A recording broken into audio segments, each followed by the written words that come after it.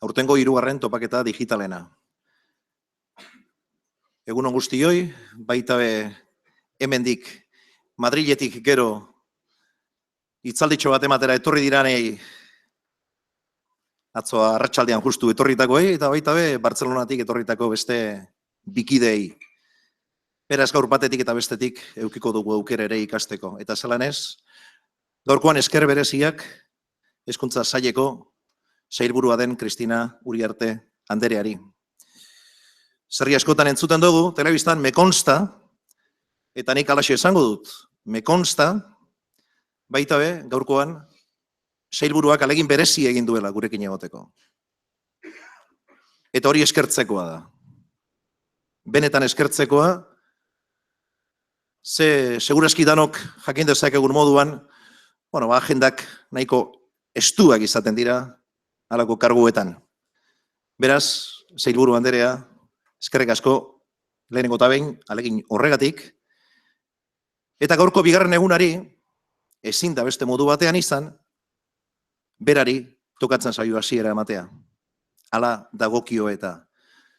Beraz, Kristina Uriarte anderea, sailburua, Hezkuntza Saileko sailburua, zeurea da hitza. Egunon da eskerrik asko. Egunon Josu, entzuten da, bai.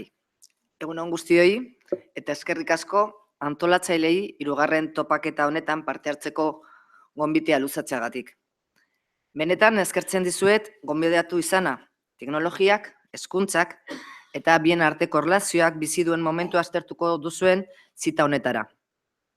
Edukietan sartu baino lehenago, kontzeptua bera aipatu nahiko nuke. Teknologia edo teknologia berriaren kontzeptua, eta benetan deigarria egiten zait. Paradoja, teknologia berrietaz hitz egitea, zaharkituta geratu da jada. Aurrera pasu teknologikoek ez daramate urte larregi gure artean, baina egia da ezinbesteko bihurtu direla. Gure eguneroko zereginetan oso presente daudela. Gutaritako batzuentzako bidailagun berria da, baina gero eta gehiagorentzat arkatza eta koaderno hartzea bezain naturala egiten zaie. Lanerako beste tresna bat, besterik gabe. Beraz, errealitate horrek bidean markatzen digu. Baliteke, duela urte batzuk baten batek korronte teknologikotzat hartu izana, etorri den moduan desagertuko zana, moda bat azken finean. Baina kontu horiek atzean utzi ditugu. Teknologiek pasai aldatu digute, eta inguru berri hori aprobetxatzen jakin behar dugu. Joan den urtarrilako 23an, legealdi berri honi begira, Hezkuntza Sailak markatzen dituen ildo nagusiak azaldu nituen. Hezkuntzaren alorrean, 8 atal beriztu nituen. Eta horietariko bat, hezkuntza eta teknologiei zegokion. Beraz, gai hau behar bezala lantzearen garrantzia azpimarratu nahi izan nuen. Beti ere, orain arte egindakoan oinarrituz, aurrerantzean bultzatu beharreko esparruak identifikatzeko beharrarekin. Hori horrela, nire agerraldian informazioaren teknologien bilakaerari dagokionez, aurreko legegintzaldian egindako ahalegina nabarmendu nahi izan nuen. Bai ikastetxea eusten duten elementuak eta kanpoko konexioa hobetzeari dagokionez, eta bai aplikazio berriak abian jartzeari dagokionez. Lerro beretik jarraituz, legegintzaldi honetan, Hezkuntza Sailak beste ahalegin bat egin nahi du. Batez ere, ardatz jakin batzuetan oinarritutako estrategia bultzatuz. Alde batetik, sistema berriak eta sistema zaharkituen bilakaera teknologikoa finkatu beharko dugu. Hasi gara jada, ikastetxeetako interneteko elektronika aldatzen, datuen mugimendua arintze aldera.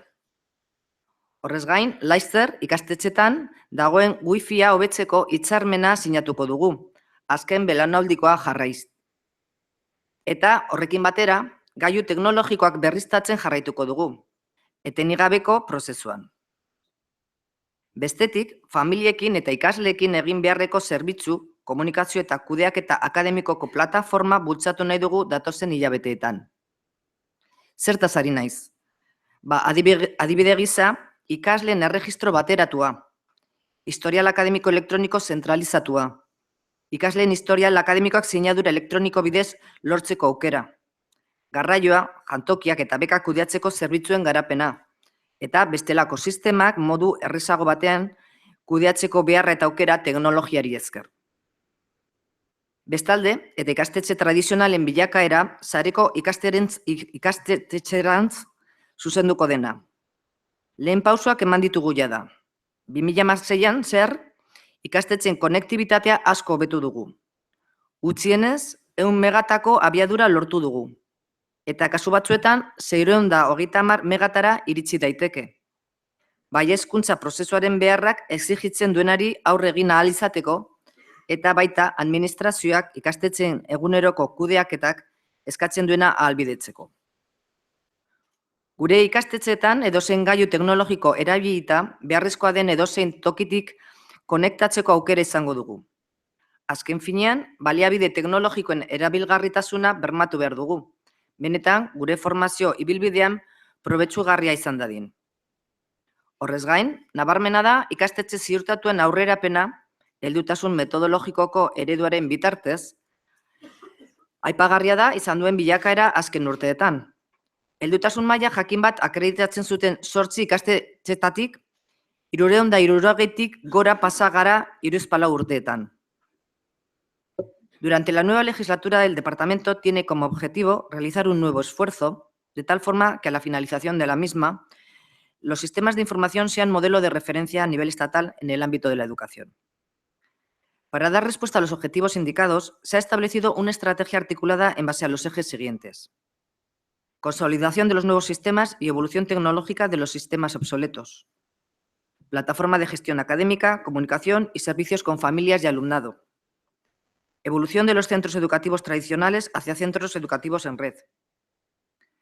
El Plan Heziberri 2020 recoge como objetivo que el alumnado que concluye la educación básica ha de haber alcanzado una competencia digital y mediática que garantice el nivel de la plena alfabetización o capacitación funcional. Para ello, es imprescindible promocionar las competencias digitales de todo el profesorado. En ese sentido, el número y nivel de centros educativos del modelo de madurez TIC han aumentado en los últimos años. Hemos pasado en 3-4 años de un total de 8 centros que acreditaban su nivel de madurez a más de 360. Y debemos seguir en esa misma línea.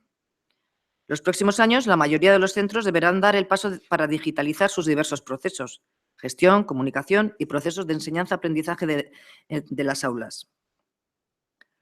Horretan guztian, oinarrituta sustatu beharko dugu irakaskuntzaren modernizazio teknologikoa. Modernizazio horren euskarriak material didaktiko eta hezkuntza eduki inprimatu eta digital irekiak izango dira, batez ere euskarazkoak. Normala den moduan, material eta eduki ireki horiek koherenteak izango dira Heziberri 2020 planaren plangintza didaktikoarekin eta metodologikoarekin. Hala nola, Iraleren R400 eta EIMA programaren deialdiekin. Nabarmena da, sare hezkuntza gelan izeneko baliabide digital bidez, irakasteko eta ikasteko berrikuntza proiektuan erakutsitako interesa ere. Dakizuen moduan, programa honen bitartez laguntza ematen zaie ikastetxeei gelan erabiliko diren material digitalak sortzeko eta aldi berean alor honetan haien irakaslegoak beharrezkoa den formazioa jasotzeko. Ikastetxe asko dira parte hartzen dutenak da, 2014-2015 ikasturtean martxan jarri genuenetik, eta jarraituko dugu lan egiten ildo horretan, gure helburua izanik ikastetxe guztietara iristea. Badakigu erronka handia dela, baina jakitun gara gai honen garrantziaz, eta ikastetxeek ere horrela eskatzen digute. Guztion artean, agertzen diren beharrei erantzuteko premia dugu. Hasieran nioen bezala, teknologiak gure ikasleen hezkuntza prozesuan lagundu egingo die, nahita nahi ez. Beraz, aprobetxatu dezagun eskaintzen digun aukera. Gailu teknologikoek gure ikasleen kompetentzietan lagunduko digute, gero eta gehiago. Jakituraz, erabili beharko ditugu. Haiekiko dependentzia kontrolatuz. Tresnarik eta honena arerio bihurtu daiteke, kontroli gabe, neurririk gabe erabilizkero. Legealdi honetan, gure hezkuntza sistemaren hobekuntzaren etengabeko prozesuan, eragien arteko, alderdi politiko eta talde sozialen arteko hurbiltasuna bultzatu nahi dut. Denok elkarlanean, akordioaren bila. Lehen pausoa izango da, zaila baina beharrezkoa. Oinarriak ezartzeko. Ondoren, hezkuntza lege berri bat adostu ahal izateko. Eta lege berri horrek oso kontutan izan beharko du teknologia berrien erabilpena, hezkuntzarako metodologia berrien presentzia eta garrantzia gure hezkuntza sisteman. Nire aldetik besterik ez. Seguru nago topaketa honetan parte hartzen duzuenok inbertsio ona egingo duzuela. Teknologietaz hitz egin, hausnartu, etorkizunean nondik norako inguruan amestu, beti ere hezkuntzaren hobekuntza bilatuz. Berriro ere, eskerrak eman nahi dizkiet arduradunei gonbidatea luzatzeagatik. Eskerrik asko denoi.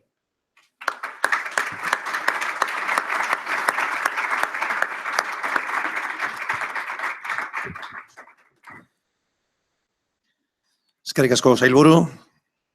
Lehenaztu desatea baita be, hezkuntza saileko beste arduradun batzuk ere gurekin dauzkagula, beraz zuei ere ardura desberdinetan gure ongi etorria. Gogora ekarri nahi dut, gaur gainera sailburua eta hezkuntza saileko arduradunak hemen dirala.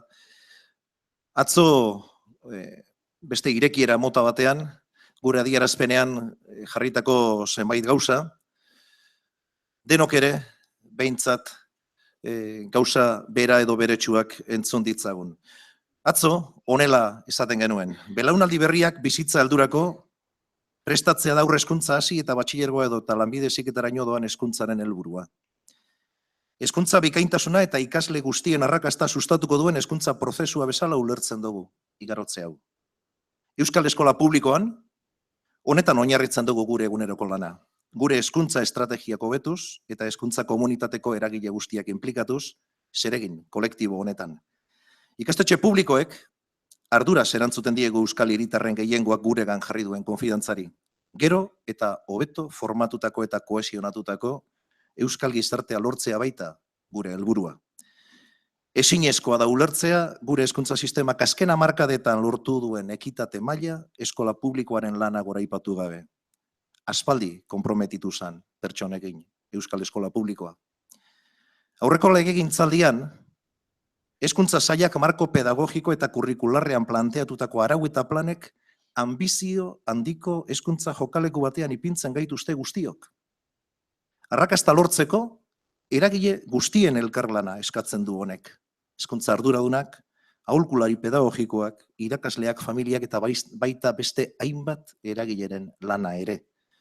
Hezkuntza sailak hobekuntza planean hartutako konpromisuak betetzea espero dugu eta gu prest agertzen gara hemen gaur berriro berauen garapenean laguntzeko.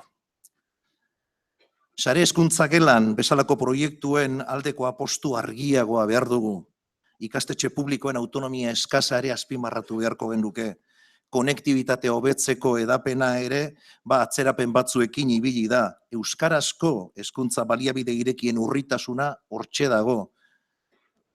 Dispositiboak erosteko laguntza ereduak ere, eman du eraginkortasuna, baina eraginkortasun txikia. Renting, leasing parkatu eta antzeko finantziazio ereduak martxan jartzeko ikastetxe publikoak ditugun mugak, besteak beste ikastetxe publikoen digitalizazio prozesua eragozten ari dira. Eta guztia, ahaztu gabe, material kurrikularrak erosteko ere laguntza unibertsalak behar ditugula Euskal Eskola Publikoko ikasle guztientzat. Digitalizazio ezin da izan, aitzakia administrazioak ikastetxe publikoei ematen dizkien diru laguntzak murrizteko. Aspektu hauekin batera premiazkoa da, premia inbertsioak berriro ezartzea. Ikastetxeak eta irakasleek baliabide digital aurreratuak izan ditzagun, baita homologazio eredu malgu bat bilatzea ere ikastetxeok produktuak eta zerbitzuak kontratatu ahal izateko. Arlo guzti hauek, irakasleen alfabetatze digitalarekin edo digitalaren beharrarekin batera, ikastetxe publikoek irakaskuntza digitalera egin behar dugun jauzi eta transizio jasangarria oztopatzen ari dira. Eskola publikoak modernizazio teknologikorako adostutako plana behar du. Bere osotasunean garatuko dana etapa eta maila guztietan epe zentzun batean eta albada etenaldi politikorik gabe. Iraganeko errutina eta inertzietatik atera behar gara guztiok nahi baldin badugu behintzat Euskal Eskola Publiko eraikitzailea eta ekintzailea sortu. Hori da gure helburua, esploratu eta ikertuko duen Euskal Eskola Publikoa bilatzea, bikaintasunaren eta ikasle guztien eskola arrakastaren bilatzailea aktibatuko duena. Gaur eguneko teknologia eta aplikazioek lagun gaitzakete gure ikastetxeetan. Aurrera egiteko behar dugun ezagupen guzti hori gure eskura jartzen. Eta metodologia eta erantzun eraginkorragoak diseinatzen. Gure ikastetxeetan aplikatzen dihardugun egiten ikasi edota irakaskuntza kooperatiboa bezalako ikaskuntza metodologiek eredu onak eskaintzen dizkigute. Eta proiektuen bidez ikasi eta partekatuz ikasi bezalako dinamika onak dira ikastetxe bakoitzaren hobekuntza sustatzeko, ikastetxen isolamendua apurtzeko, eta baita irakasleriaren zein hezkuntza sistema osoaren inmobilismoa eta autokonplazentziari aurre egiteko tresna egokienak. EIZE, Zarean eta BIE elkartzen duen federazioak eta EIGE elkartzen duen eskola digitala ekimenak adierazpen honetan erakutsitako bidean lanean jarraitzeko konpromisoa agertzen du gaur hemen. Aspaldi esana da, bidea eginez egiten dala. Bidea eginez goaz eta bide horretan sailburu anderea Euskal Eskola Publikoaren ahotsa ere eta kezkak kontutan izan ditzazuen hori eskertuko genuke biziki. Eskerrik asko.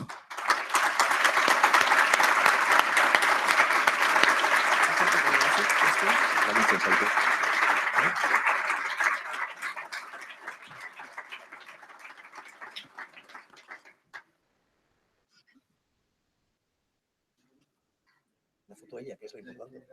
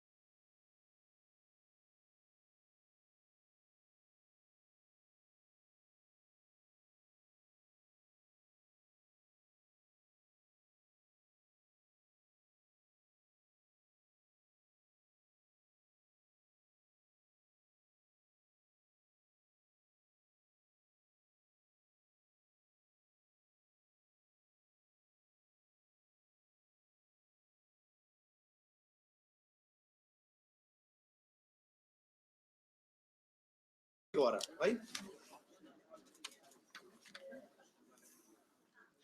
Ejekutatu zazuta. Ieu.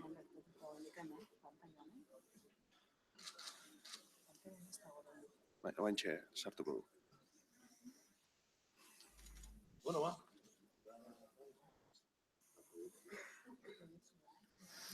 Badator, etorri da. Teknologia hau da. Hau, gaur goizean se nos acumula el trabajo. Aizue, ba ongitorri berriro. Eta orain ikusi dozuenez, ja, beste eszenario bat antolatu dugu hemen.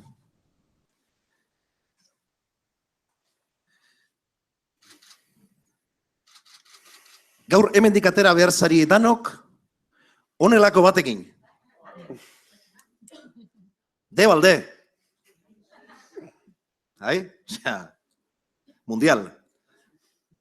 Etxera ez da dian hor joan, honelako hori gabe. Bolígrafo bat, multifunción. Bai? Joder, atzetik esaten guk ez daukagu. Hau, fundamentu hau. Bueno, eskerrik asko. Laster itzaldiei paso emango diegu, ezta? Eta orain egingo duguna da labur. Eize sarean eta bie elkartzen duen federazioaren aurkezpen publikoa. Gogoratuko dozue, batzuk han egon ginen eta 2016ko apirilean, hor bueltan, Donostian lehenengo amagoa egin gendula. Eta hor ja, gure elkarrekin egiten ari ginen bidearen berri ematen hasi ginen. Bueno, gaur bagatoz logo eta guzti.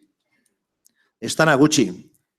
Ze izan nahi duen gauza batek, izena behar omen du, Euskaldunok hori sarritan esaten dugu, Eize herri ikastetxetako zuzendaritza elkarte federazio berria. Haur eta lehen hezkuntzako zuzendaritza taldeak elkartzen dituen, sarean elkartea eta bigarren hezkuntzako zuzendariak elkartzen dituen bi elkartea, urte luzeetan eskuz-esku elkarrekin lanean ari gara. Bi elkarteok, etengabeko elkarlan honek beste urrats bat aurrera emateko prozesuari hasiera ematera animatu gintuen. Hau da, Euskal Eskola Publikoko zuzendaritza eta hezkuntza komunitateak ordezkatuko dituen elkarte berri baten sorrera abiaraztea. Gogoan izango dozue, Donostian 2016ko apirilaren 21ean ospatu genituen hezkuntza jardunaldietan Eize eta Eizeren berri eman genizuela lehen aldiz. Ordutik gaur arte, urratsak ematen dihardugu egitasmo partekatu hau gauzatzeko aleginetan. Elkarte berria bidean dago eta federazio izaera izango du. Honela, bai sarean eta baita bi elkarteak bere izaera propioari eutsiko diote. Gure bi elkarteak ez dira desagertzen beste baten mesedetan, ez horixe. Hemendik aurrera, bi hauetaz gain, Eize elkartea izango dugu baita ere Euskal Eskola Publikoaren alde egin eta ekiteko. Eizek zuzendari eta zuzendaritza taldeon ordezkaria garenon irudi bakarra proiektatuko du eta ahots bakarrarekin hitz egingo du. Legegintzaldi berri baten atarian, Eize eszenario horretan ere kokatu nahi dugu. Euskal Eskola Publikoaren presentzia indartuz. Eskola publikoa, hezkuntza sistemaren ardatza izan behar dela sinestuta gaude. Eta honek gure eskolak ahalduntze prozesuan jartzera behartzen gaitu. Helburu horri begira lanean aritzeko konpromisoa hartzen dugu. Orain aurkeztuko dizueguna guretzat apostu estrategikoa da. Eta denok hala sinestea eta bizitzea gustatuko litzaiguke. Lana handia izango da, eta lan honetarako guztion laguntza beharko dugu. Inor ez dago soberan. Denok gara beharrezkoak Euskal Eskola Publikoaren hobekuntzan. Eize honetara dator.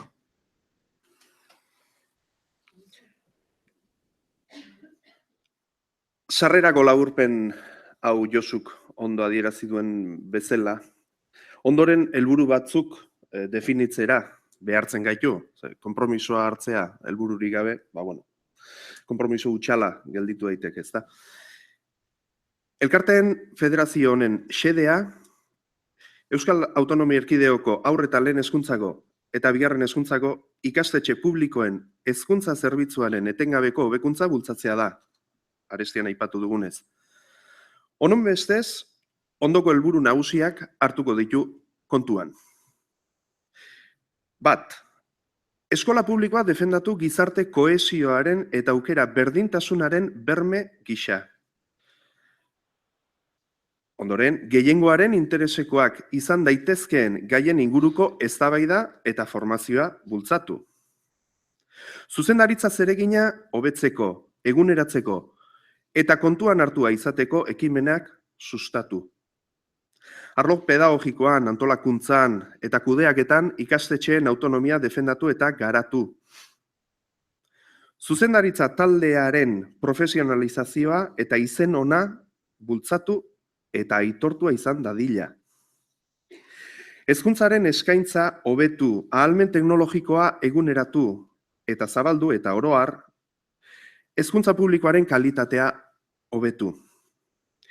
Ikastetxeen arteko harremanak sortu, daudenak indartu eta hedatu, eta sistemak dituen baliabide estrukturaletan eta gure elkarteak garatuko dituen besteetan oinarritu.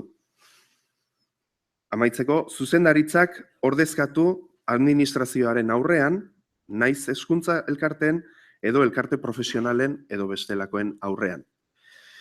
Eta 8. honen ondoren, 9. tafito bat ere badago, eta gu hemen gaur sorkuntza batetaz hitz egiten ari balin bagera da, sorkuntza hau desagertzeko sortua dala. Ze horrek esan nahiko baitu agintariak eta helburuak beteak izango dituztela eta aitortuak izango dituztela. Hoxe dira gure helburuk.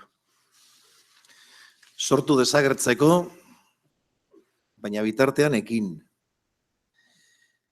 Hemendik eta ekainera badugu lana. Eizek badu lana. Datozen, 2 ikasturteetarako Eizek gidatuko duen zuzendaritza taldea jadanik osatuta dago, eta zuen aurrean gaur, aurkezten gara ezagutzen gaituzue. Irantzu, Inigo, Sabina, Maite, Ines, Jorge, Xabi, falta dira Jon, Igone eta ni neu Josu. 2 eta sarean elkarteetan ematen ari garen urratsen barri baita be zabaltzeko konpromisoa hartzen dugu. Gaur zuen aurrean Eize logoa gizarteratzen dugu baita be. Bai, arrotza ez da dinisan gure artean. Batzuk 2 eta sarean bai lekutzen dituzte, orain Eize lekutzeko aleginak egingo dugu.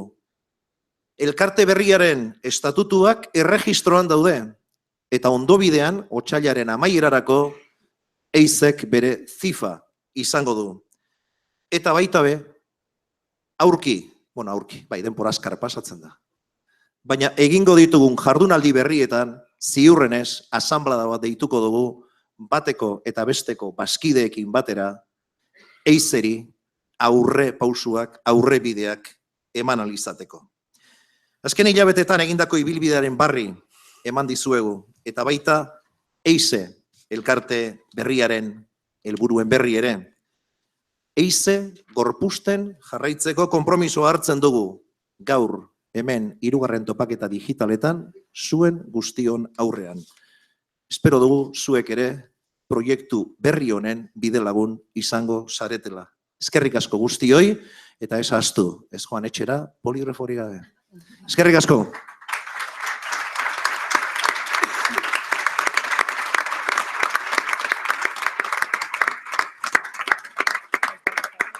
Eta ja, oin beste gauza batera.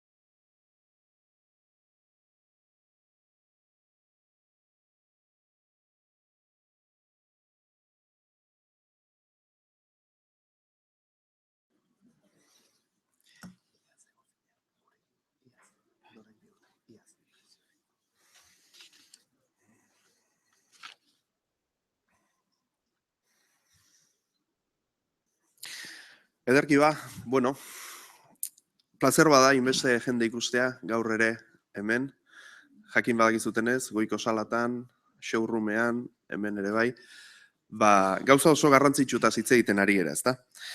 Niretzako beste behin, placer bada, gaurko lehendabiziko hitzaldi honen aurkezpen lanak egitea.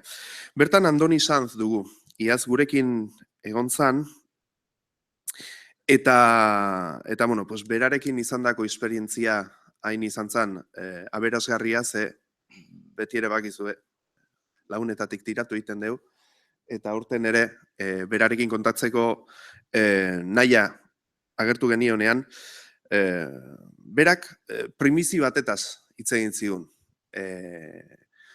Intefeko MOOC bat prestatzen ari zala hezkuntzak teknologikoari buruz. Intef guztiok ezagutzen dugu, MOOC-arekin nik galdetu behar izan dio, ze arraio da MOOC bat zen, MOOC, zer da? Massive Online Open Course. Eta hori da, berak sarean, debalde, Intefen bitartez, eskainiko duena Espainia osoko irakasleri guztiarentzako, izen emango duen irakasleri guztiarentzako. Baina gaur hemen, Eskola Digitalaren foro honetan, primizi gisa etorriko zaigu. Ez naiz gehiago horik luzatuko, zeren hemen hitz egiteko garrantzia eta mamia duena Andonik esango dizkigunak dira, eta eskertze dizuet jasotzen balin badugu, txalo, bero batez. Eskerrik asko.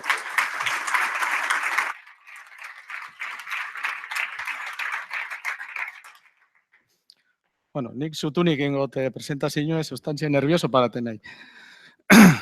Bueno, etxu ez ia seirizpideakoten teknologia eta hezkuntzaren gainien, bai? Orduan, hau presentazioa ia nola topatzen zuen, nire iritsi da, ni auto nau Zornotzako institutuen, FPen eta informatikako moduloek emote dutez. Bai?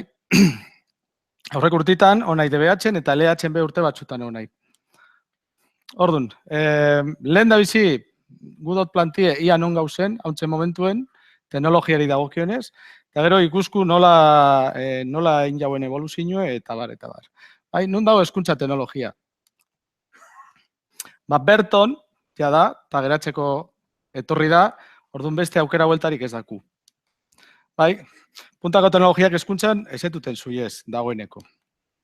Bai, hau puntako teknologiz izan zan beran garaien, puntakue. Gero honek evoluzioa itzauen, bai, eta makinak eukin zauenak, esan zauen abakuea, ezin zala erabili, eta abako dunek esaten zauen hau impernuzko inventu zala, bai, eta aurrera hitzen du beti teknologizen, eta makinek, gero eta oberantzitzen daude. Eta hau kalkulagailue, abakue kalkulagaile bilakatu zaniko, pentsate edo kalkulagaile nahiko asumi dute dakul, ezta? Asignatura guztizetan, ez bakarrik maten, baita gizarten, baita plastikan be gauza kalkuleteko, eta bar. Orduan, ia altzatu mesez, notzuk erabiltzen zuen kalkulagailu klasien. Baten bat, ezta? Bai. Askok pentsaten dute, ezta? Ze asignatura guztizetan erabilda. Da, onolekizari prest, urroko saltu emoteko, bai, mobiletik, funtzionaten dauen aplikazioek, ja, kalkulagailutik arago, nuntzatzen dizen ja formulek eta danatarik urteten dan, hau ja gauz erabiltzen eskola batzutan. Bai? Nik aurreko urtetan mate mondotenez, hau erabiltzen dauen. Zegatik, ez da bakarrik kalkuletie, da autonomiz emotie ikasleri. Bai? Etxen daue ariketa bat, eta gero konprobatu aldea eru bakarrik etxetik. Nahi neu egon bihar, euren aurrien edo ez duz zuzendu biara ariketak klasien. Aurrezten da denbora pilue. Bai? Hamen didue asuntue. Eta hau eskemia jarraituku. Bai? Hauntxe bai, joera teknologikoak ikuskuz, seguramente asko erabiltzen zuiez. Lehen da biziko da blended learning, bai? Nastute. Digitala, fizikue, erabiko zuie blog bat, edo erabiko zuie sites, edo danadalakue, eta gauza batzuk sartzen diez horretan, beste gauza batzuk presentzialki emoten diez. Bentsate dut, kasi ja ikastetxe guztizek zeo zer darabiltzuela zentzun horretan. Eta LMS-ak, Google Classroom, Moodle, hori bena eko zabaldute dau, oroar. Eta mugikor ikaskuntza oso importantia dena, ze eskola batzutan ja hasi die sartzen tabletak, bai? LH-en, ez DBH-en. Orduan, tabletekaz ja beste gauza bat bidu, ze udune da ubikotasun hori lortutie. Bai? Eskolatik etxera, etxetik eskolara, eta bar. Ondino faltaten datxo, ze pentsaten dut, orokorrien dakule mugikorren aurkako alako zeo zer, ondino. Lotzen dulako WhatsApp-egaz edo lotzen dulako Facebook-egaz, eta pentsaten du aizialdirako dela biharrerako baizik. Erronka moduen, nik plantiaten txutie, zuek erabiltzien mobile biharrerako denbora guztizen, ia alba zuien. Dokumentuek egin, kurazinue, prestatu azterketa, modeletik sartun, Classroom-netik sartun, da ikusiko zuie, mobile oso baliagarri zedala, baita ondartzen zauzieniko. Eta, irude inprimagintza. Hau eskola askotan dauz hartun de, Espainia mailan, Euskadi mailan ez dakit, baina Espainia mailan bai. Da, amendi dator benetako etorkizun hildo bat. Zebitzu nola evoluzionatu dauen honelako impresorak. Emoten dau paperezko impresora bat. Ez da tailer baten dagoen tramankuluzikin bat. Nahiko itxurosuek itzen dau ja. Bai, txikitsuek, etxien eukitzeko modukuek, eta honek emoten dauen aukerie, ez da bakarrik figurak edo txorradak itxie. Emoten da aukerie, musika emoten basuien, musika emoten dagoena, zikeratik diseinatutie txirula bat, edo asmatutie instrumento bat. Bai? Eta hori izango zen, PBL horren barruen, ABP, edo POI, proiektutan oinarritutako ikaskuntza, proiektu politza izango zen. Bai? Horretaz gain, teknologia emoten bazuien, egin zeuen erramientak, tailerreko erramientak. Edo, errobotikako roiok emoten bazuien, erosi txipak eskolan, bai gero, satizek zuek sortun, zuek imprimatu. Eta Amerikatan, proiektu moduen, gero zeitzen dagoen errobotekaz, horren artieko pelikak, eta kompetentziz, hau oso famatu da. Eta proiektu moduen be, oso politxe da eskolan itzeko. Eta ikusten zuienez, abar luzie daku, honek emoten dauzen, zerakaz. Hauntxe be, hasi diez, hau txantxa moduen hartu, baina egiazkue da. Hasi diez ataten honelako impresorak, baina janari ze imprimateko. Eta realitate handitua. Non hori hasi da ja honegaz, realitate handituaz? QR kodiguek, ez da ziniztuten. Altzaskue, altzaskue. Errealitate handitue, bakigu zer dan, ez da? QR kodiguek, plantaten zuz, lekutatik, gero mobilegaz ikusten da zeo zer, eta bar, eta bar. Bai? Honek badakoz be beran aplikazioen museotara juten zareniko, jolasak itzeko, eta gauza askotarako. Hau be oso asko erabiltzen da. Eta noski Pokemonentzako. Eta badakizuie badauzela liburu pilu eta manual pilue Pokemon erabiltzeko klasik emoteko Pokemonagaz. Aukerat dauz. Gailu programazioe, hau seguramente Scratcha eta horiek gauza be horretan zauzie, ezta? Teknologian edo informatikan eta ikaskuntza gizarte sareetan, bai? Hau da gauza kurioso bat, ni pentsaten hauen gizarte sarea esaten daniko, Facebook eta Twitter eta horiek, etorten dizela bakarri burura, baina WhatsAppa be biharkatu da gizarte sare bat. Eta WhatsAppa asko erabiltzen dauie, gurasuek zer esan, ezta? Fataten datxola umiri zeo zer, argazki zeatara, eta guraso batek bestiri bota, etxeko lana, edo umilek eroen artien, bida huiela esplikazio bat, eta idatzi papelan fotografiziatara eta bota laguneri. Eta hori egiten da egunero. Baita kopiatzeko azterketatan, Eta jolasak eta jolas mekanikak, hauek gamifikazioen eta hoien gainien, gero eta gehiago entzuten da, eta asko erabiltzen diez. Nik hemen gudot komenta zir ze pasen da Minecraftegaz. Nik ez dut erabiltzen. Ez dut erabiltzen eta ez dut erabil. Azken aldi honetan, nire lobien gantzein da horretara. 10 urte dakoz. Ta zein jot, piaiete moduen paranai beran albuen, hainbeste egunetan, eta hona ikusten. Da, karo, konturatzen zara, sartzen dala Minecraftera eta proiektu bat definiten dago bera bakarrik. Osa, badakizin bidauen, nola moldatu terrenuen, nola egin etxien, non kokatu animalisek eta bar. Gero gizarte ikasketa, ze beste batzukak koneta itzen da, mundu bardinen, sartzen diez mundu bardinera, eta azten diez interaktuaten, bai? Eta zer ez esan psikomotrizitateari buruz, da mobile gaz haulan, jartzen danatarik. Eta teklatu gaz dauenik ordenadoran, dako esku baten zera, zague, eta bestien teklatue, eta halan dau, betxu barik. Psikomotrizitate mota barri bat da hori. Adimen espaziala, be esaten da emakumiek dako zuela adimen espazial gitziago. Minecraftegaz, desde luego, hori ez da pasaten. Ze badakin non dauzen gauza, badakin nola mugidu, eta hori munduak sinistu oso zabalak dizela. Da, talde lana. Ta laborategi virtuala, hauek oso interesanti diez, nik asko erabiltzen dutez.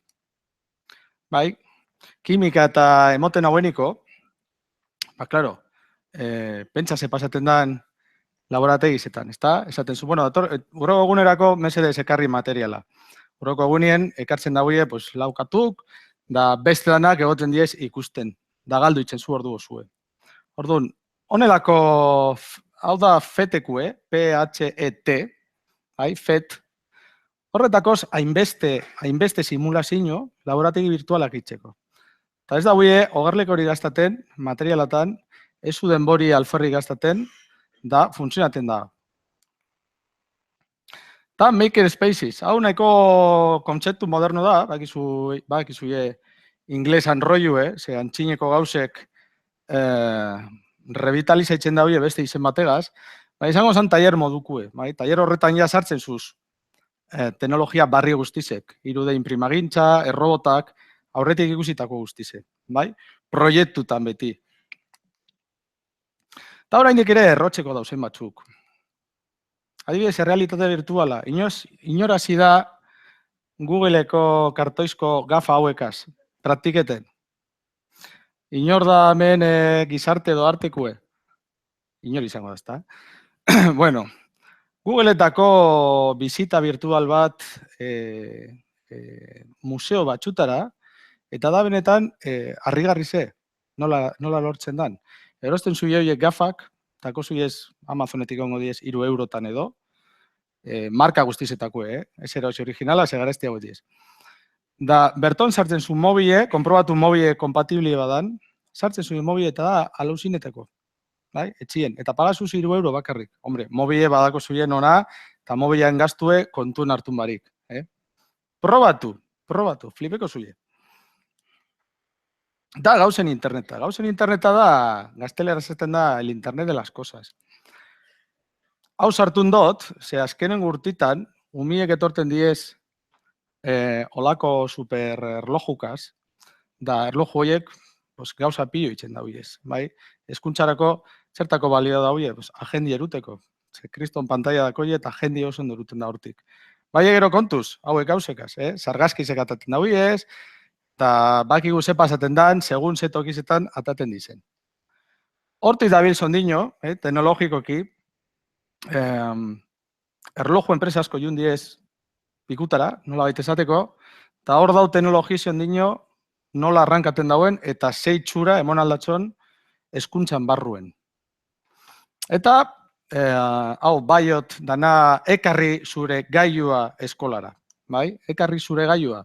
Igual eskolak ez dako dirurik, ez dako inbertsinurik edo rekursorik, eta humiek erun aldauie euren portatiek edo euren tabletak. Karo, honek bidau ondino legedi bat horren atxien, ezta? Ekartzen zure portatie, baina zer dako zu portatien instalata, apurtu itzen badan ze pasaten da portatiegaz, hor dauz gauza asko, ondino argitzuteko, da normalien aplikaten da bakarrik mobilekaz, ezta?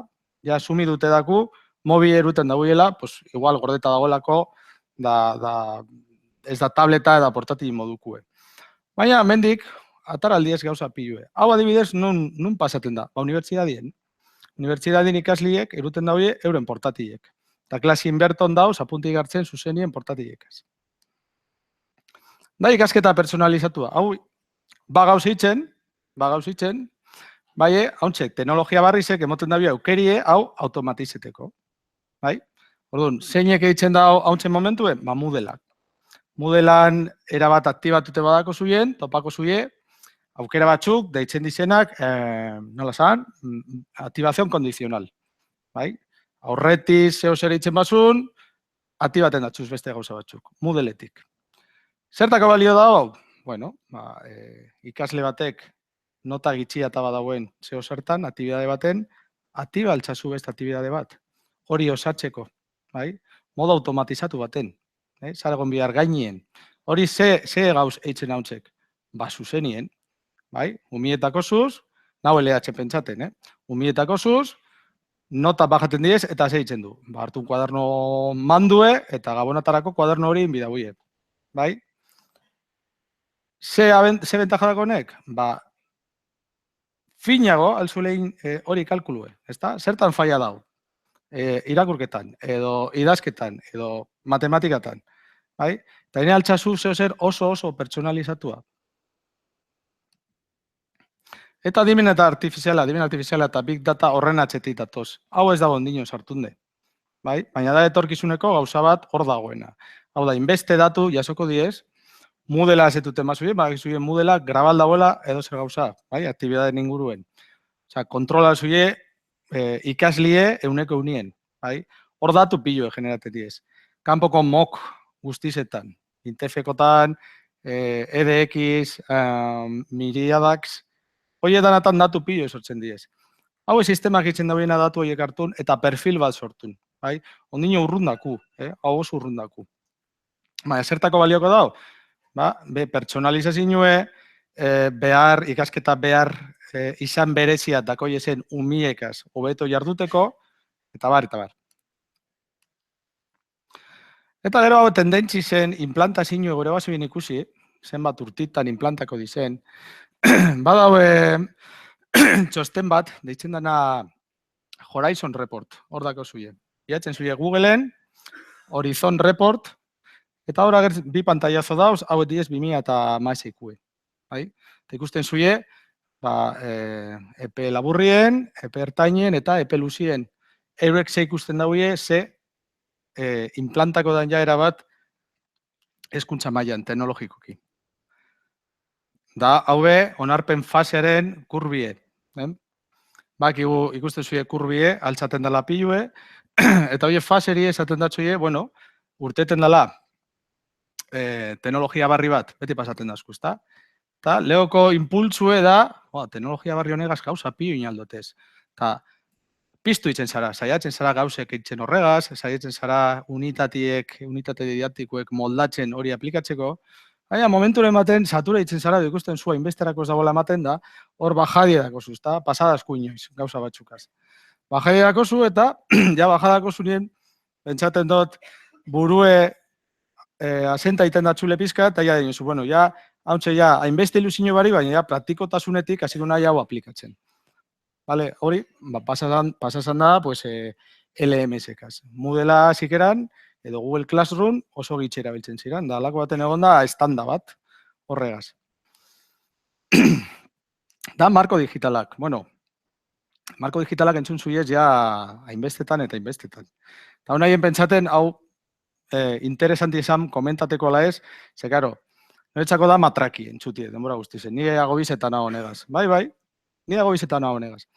Orduan, dako zuiez beste pertsona batzuk, Maite Goñik, adibidez, oso ondo azalduten dagoena, bidizu eta dako zuiez YouTubeen, interesa badako ziren, da, betikue. Ez da inbeste repikatu bihar, eta, daku, DICCOMP, kompetenzias digitales, hori Europatik dator, hainbeste pertsona dauz barruen, da ikanos testa jakitzeko nun zauzien. Gero, testak badakigu, hartu pisales, hartu bidizen moduen. Gauzie da, ja dako zuie hori rollo ez hartunde, kompetentzia digitala, identitate digitala, bako zuie hartunde eskolako kurrikulumien. Esan. Ez dako zu, Ez dako zu. Kasi inok ez dako. Gero zer dator? Ziberbullyinga, sextinga, phishing-a eta inan amaitxuten dauen horiek gauza guztizek. Ez dauzelako sartun da, orduan. Jendia due, onelako zeratara entzuten, ostabere maiteri entzuten da, bestirita. Aiaten diz eskola eta inok ez dau pausu hori emoten, sartzeko. Bai? Edo irakasteko nola jokatu biden Facebooken. Inoiz sartun zaria Twitterren, bakizu Twitterren ze pasatzen dan, ezta? Azten diez iraineka, karo, alako profil baten atxien dauz, inok ez dau jakiten nordan, eta dozer gauza bota da. YouTubeen sartzen basarien gauza barine, YouTubeko komentaizu beti ez lotxagarrizek. Ta segati da hori, bueno, alde batetik legiek ez dagoelako zer egiten, argi dau, ezta? Ze legiek esango bazauen, zure profila izan bida benetakue, denei baten modukue, akabo ja, komeriak. Da bestie, nahiko eskuntza edo nahiko esiketa ez dulako emoten horren gaine, bai? Da igual, garrantzirik ondino etxolako emoten. Izan alda, Ze bitxu garai bateko puntako gaitasunak eskuntzan. Hau superimportanti esan, eta ez da inzaharra, garai baten, josten jakitzie. Nire lagun bat, Gipuzkoakuek esaten dozten, nik beratakoz 43 urte, eta esan dozten, nik ikasi dut josten eskolan, nahiko gazti ezara ikasten jakitzeko. Osa, josten jakitzeko. Nola izan alda? Inportatzin arabera, zeke bultzatu ditzen dago? Kultura, alde batetik, kulturaren mugimendue, baina, hombre, ja gauzet dauzen moduen internetan pentsaten dut, beste gaitasun batzutan onbidule. Baki kritiko zariela beste batzuk, kodeaketaren gainen, ezta? Segatik ongo diez, umiek kodieten. Egunen baten eta ez datxo faltazko, kapaz izango ari ezelako, neberak kodieteko. Eta nebera programateko, edo eukingo zu rebot pertsonal bat, eta robotari izango txasu ez dakitzer. Edo mobile, edo dana alakue. Gauzet duez oso askar. Eta zer ez du esango identitate digitalaren gainen. Zer baki guze pasatetan psikologikoki, ezta? Ni nahi pertsona bat, baina alter ego hori ataten dut, nire identitate digitalien. Eta hori umieri pasaten datxoie, umieri, gaztiei eta sarrei be. Pasaten datxoie, eurei umiei, ze dauz garatuten euren pertsonalidadie. Orduan, hor problema pilu dauz, hauntze momentuen. Eta, ja ordu erdi pasada. Orduan, problema hoiek, gitxienez, motel duteko, egin bidana da, kompetentzia digitala eta identitate digitala, eta digital amaitxuten dan hori guztize, sartuten eskolako kurrikularen barruen. Gero, zuek aukeratu informatikan, teknon, tutoretzan izango badan. Baina ez basarien hasi, ja berandu zabiltzien. Da, teknologiaren onurak, ez irakurri, onurak, erronkak eta arriskuak. Ikusi, arriskuak eta erronka berba eufemistiku dala, ezta? Problemak esan aldue. Bueno, esan aldu onurak ekarri dauzela teknologiak, segun, bai ala ez bat ezin zuzan, egin bizu dimentsioan itzeko analizi bat. Hainbeste dimentsio dakuz eskuntzan. Sartu gari ez esparrun lar komplejo baten. Dakuz teknikoak, estrategikoak, antolakuntzakoak eta bar. Orduan, hor zein bidu guk jakitzeko teknologiak emon baduzkun onurarik edo kalterik, neurtu eta ezaku besterik. Ez neurtu bakarrik noten bitartez, hainbeste modutan neurtu alda. Eta gero, horiek dimentsinuek, neure buruen dauzenak, igual zeben burutan dauz beste dimentsinu batzuk, neurtu biko zuiez eta konpara horreko egoerigaz. Bakarrik jakin alzu holan. Egin alzun aurrera edo egin basun atxera. Eta neurtu alzuz, variable hauek aurroi matematiko da, baina pasako gainetik. Neurtu alzuz, eurek separata, irabazi du ekonomikoki aurreztu duz gauza pilue. Ze gauz papela aurreztuten, agenda hogeita bateko zerak, betetuten, dana digitalien egiten durako. Antolakuntzakoak, oso ondo, ze gestino guztiz egiten du digitalien. Eta mobilera llegaten da, neuri mezu bat, batxarran noiz dakoten jakitzeko, eta bar.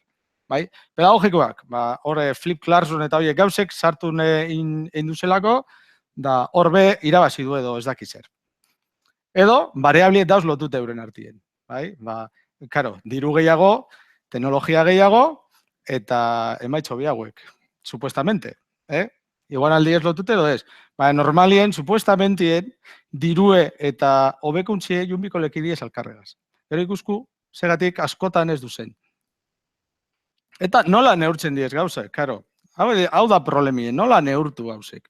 Eta lau modu dakuz neurtuteko, bai? Eta seguramente erabiltzen zuien lehen da bizikue gehien.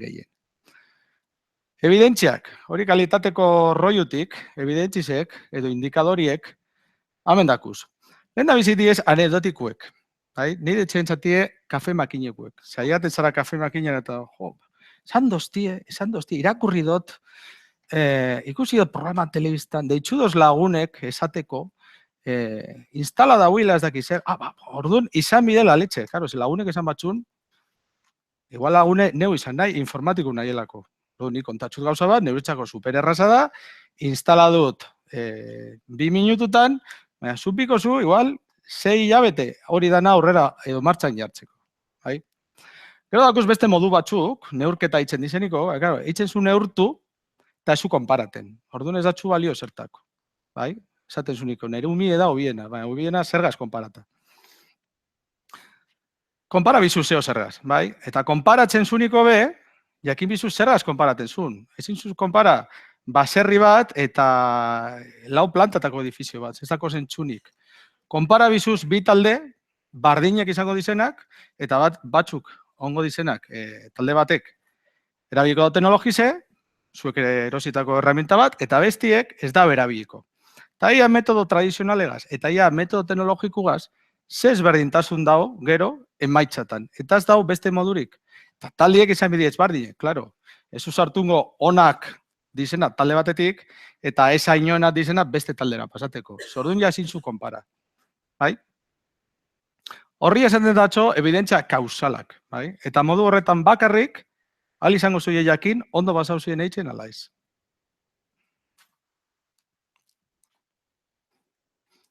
Eta ontsen bai, onurak. Onurak, nik topadote zenen nire buru barruen, zuek igual beste batzuk egingo zuiez.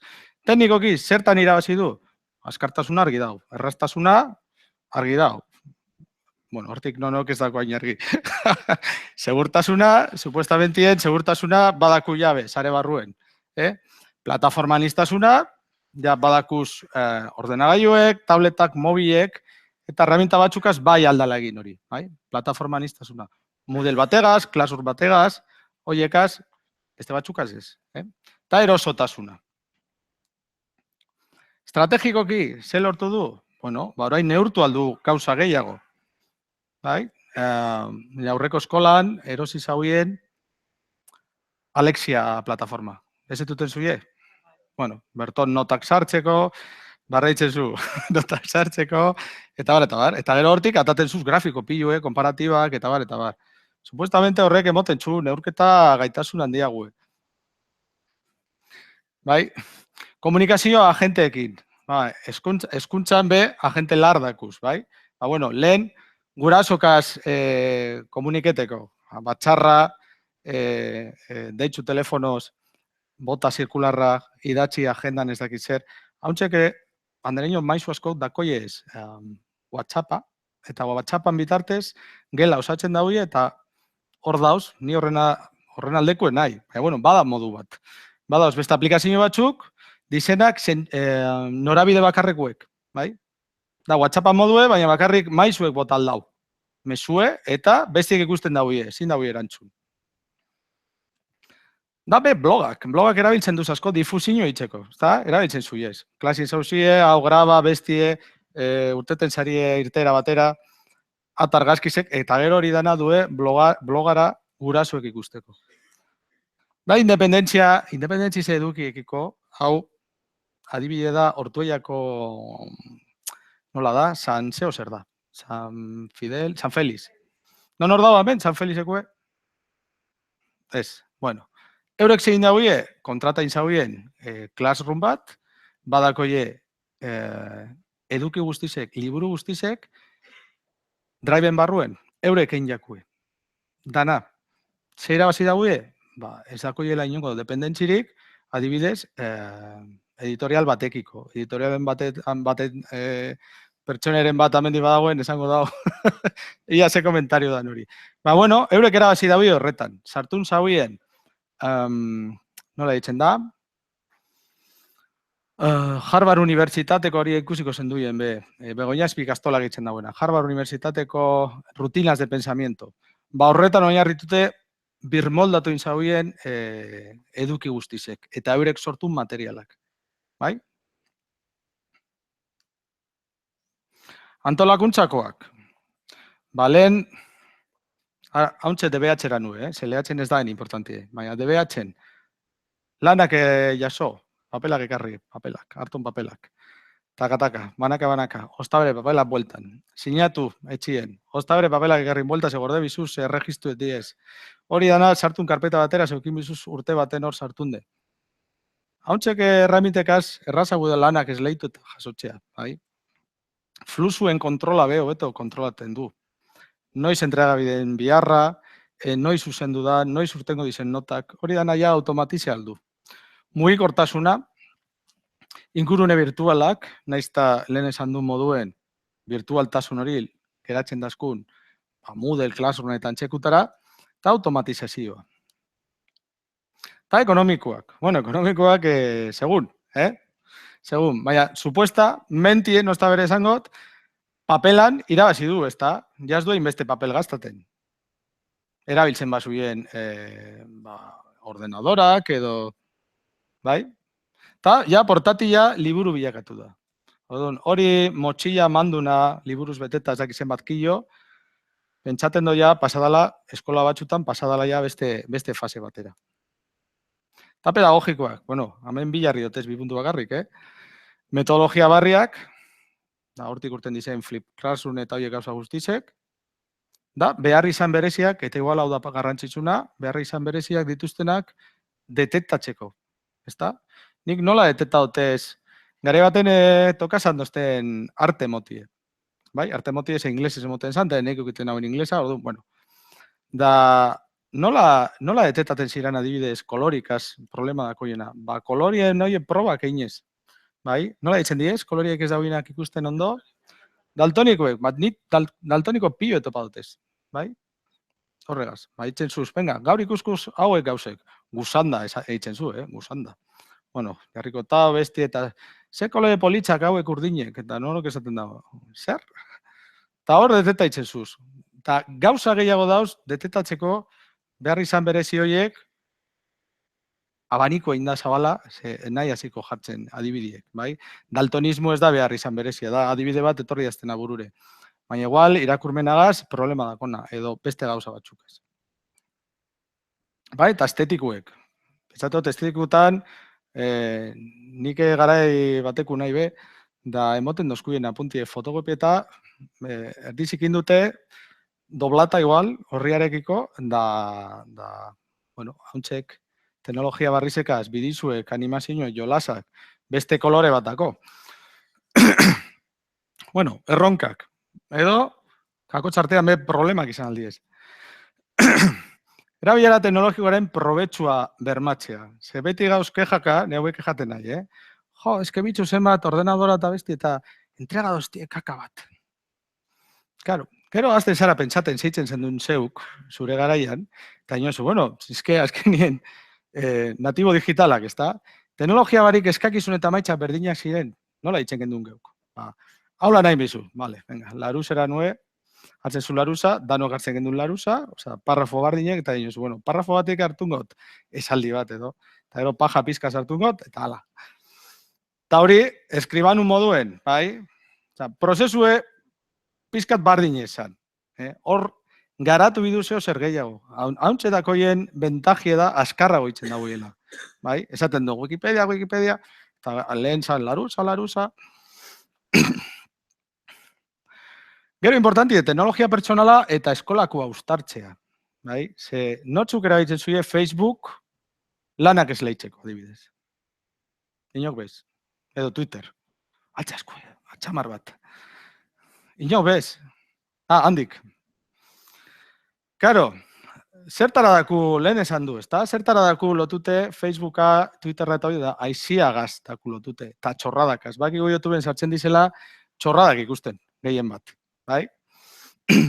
Nola egin hori txipe aldatutie, eurek esateko, bueno, igual talde bat dago Facebooken, klasekue eta bertotik alduz egin, eta psikologikoki oie bi esparruek baten sartun.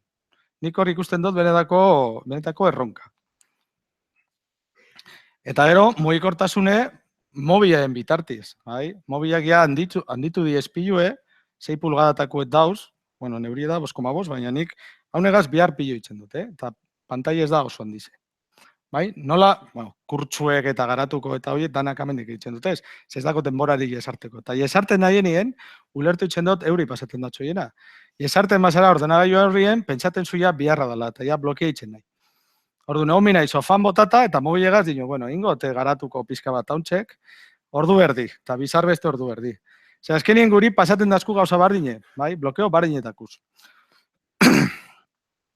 Ta, nola erakarri neskak zientzia eta teknologien berrien bitartez, bai? Ze, pentsaten du eta horti du argazkize, rolatan gauzela sartun den dino, rolatan. Ez dakit kulturala badan, horre psikologoek eta soziologoek esango zuie, nik ezakit. Ba, adibidez, hauntze Zornotzako institutuen, ikusten zu, informatikan danat dizela mutilek, neska bat edo biken dute, eta enfermerian danat diez neskak.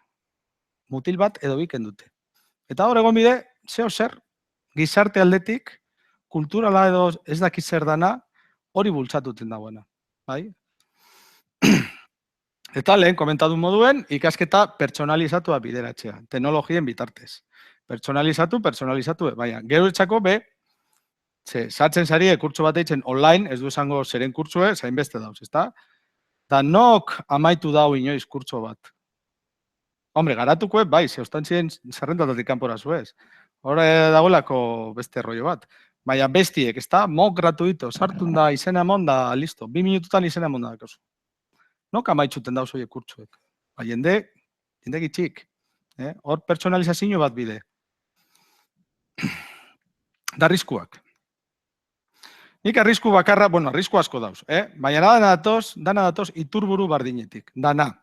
Misio eta bizio da kalitateko rollo bat, non hori otxikara montxo. Misio eta bizio teknologiko barik jardutea, bai? Ez dakit, nun nagoen, ez dakit nora nuen teknologikoki. Orduan, hori ez badakizun, nola erosiko zuz herramientak, nola ingo zuz planifikazioek, nola ingo zu hori dena, ezin zu. Jakin bizu, nun zauzen eta nora zuzen. Askotan zaila da, orduan zin bizu, albokuri behitxu, estadu mailan ikusi zer dauzen eitzen, da, haber, zuen gaitasunen arabera, nola eran lan hori. Zeustantzien, gertatzen dena da, ilusio horretzen dela. Segun baten, urte baten, etorten datxu eta bitxu, hau ingu, hau aplikazio hartu du. Dator urtien beste gauza bat. Edo kurtso erdizen aldatu itzen da, edo ez dau funtzionaten. Edo zail batek zuzendaritzak esaten txu gauza bat, eta bestik esaten txu beste bat. IKT teknikarizek. Eta esken indinozu, bueno, a ber, zertan gauz? Dirua eta denborra alferri botatie argi dau. Eta eskenien involuzio bat emoten da, teknologikoki. Zaigaten zaragun baten, eta ikusizu, partxieta dagoela dena.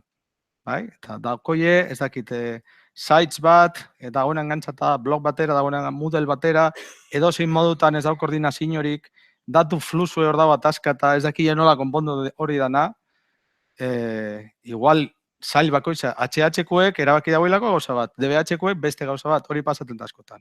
Eta LH-koek beste gauza bat. Eta zaien arteko komunikazio arazoa. Hori da txarrena. Zaien artekoe. Eta ja, gobernu mailan, pues, esango dut, igual eskoli ireki bat bidu, ez da? Hemen, ireki alez, eskoli irekia, zeuen iritziz emoteko gobernuri zaiari entzun, nik dut hau, edo ni problema dut ikusten dut. Eta urtien zehar, jaso iradokizunak, eta horregaz zeo zer egin. Eta azkenien zepazetan da, teknologiaren kontrako jarrera piztia, eta horrelako jendiek ingo zu eskolan, ez da? Lehen hobeto zan, paperagaz errazagun zan, hau, kendu bidu. Proiektu teknologikoak, amaia nola nau? 10 minutu. Proiektu teknologikoak, oso erraza da. Proiektu teknologiko kudeaketa. Lehen da bizi fokapen sistemikoa eta sistematikoa. Sistemikoa sistema bat, hezkuntza sistema bat dalako. Hainbeste aktore dauz, hain bizu, aktore horiek koordinatu. Eskola barruen, bardin, hainbeste aktore dauz. Hainbeste sail, hainbeste departamentu, koordinatu bizu horiek guztizek. Bai? Eta sistematikoa, sistema bat jarraitu bizulako. Kalitatea hortik du, hori ez da gustaten, baina gauza batzuk ona dakoz. Bai? Gehien bat, praktikotasun bat dako nien. Ez bakarri dokumentu bete eta gero gorde eta esertako hori itxi. Baina, definitu bidizela, helburuak, misioa, bizioa, urteko plangintza, helburuak, teknologia aldetik, taldeak eratu, erabaki zeingo da urte horretan, eta martxan jarri eta gero neurtu eta innovatu. Eta haunetara izte da International Society for Technology in Education. Hauek amerikano dik, baina, bueno, supuestamente diez mundu mailakoek. Eta hauek emoten dauiez arrakasta baldintza batzuk, bai? Eta hauekaz, ongo zaria doz, horregatik jarri dotez. Lehen da bizi, lehen esan dunez, misio bat eta bizio bat egon bidela hor. Gero, aktoren arteko bizio partekatu bat, bai? Danok ez bagu ez alkarregaz, azkenien ez da urtengo. Bueno, danok, beti ongo da hortik elementuren bat, bueno. Gero ikatea ditu talde bat bide. Gobernu mailan edo eskola barruen, zuek galderak itzeko eta galdetuteko bitxu, problema hau dakot, nola aldu konpondu edo aldundutako aktoreak esparru guztietan. Hau da, jadako zule soluzioe, montadu, zu zara orain erantzule horrena. Osa, zuk hartun erantzukizune eta aurrera egin horregaz. Emoten txunik alera hori, eitzeko. Eta irakasleen etengabeko formakuntza be. Zori da keja handi bat. Bai? Erabili bidu hau, bueno, hor dako zu liburue, haune lagunduko txu. Edo atara orduren bat hortik. Edo, bueno, etxien egingo zu. Enbiko da formakuntza serio eta formala. Eta gero ezagutza trukaketa. Hemen txega gauzena haitzen. Eta horretarako be, bideratu bidao, eskolak itxitxie pertsona batzuri urtetie konferentzizetara ikusten ze pasetzen da munduen. Gero, gobernutik, ze bidu, lehen esan dauie, bidu dirue. Eta politikak. Diru eta politikak. Gero ja konponduko gari ez. Eta politika horiek egin bidiez, danon artien. Eskolireki hori egin basun, eta jasogo bazuzen 11.000 iradokizun, hartu noiek, eta horregaz egingo zu, inoiz baino beto. Eta bestelakoak, laguntza teknikoa, ze aportu indaztau, ordenadoraz dabil, ez dakit, gela horretan ez dakit zenbat ordenador dauzen, botazta zuiez hor portatil batzuk, baina ez diez konetaten sarera eta wifi ez da bil. Laguntza teknikoa, baina momentukue. Eta gero emaitzen neurketa eta innovazioe. Eta integrazio eredu batzuk, gainetik ikuskoz, integrazio eredu batzuk dauz teknologia eta hezkuntza edo hezkuntza proposamenak teknologiagaz integratzeko. Nik hiru ekarri dotez. Bueno, hau jarri nauen, hau negaz bekan txatan hau. Esaten dizeniko, lehen da bizi pedagogia eta gero teknologia. Hombre, eske badakigu. Eta denbora guztizen matrakales. Errepikatuten, badakigu. Ez esan gehiagorik, mesedez. Orduan, lehen da biziko da tepak. Hau da errezena ulertuteko. Honek esaten dagoena, zuk lotuzu beko bi globo horiek. Edukinek eta estrategia pedagogikoek.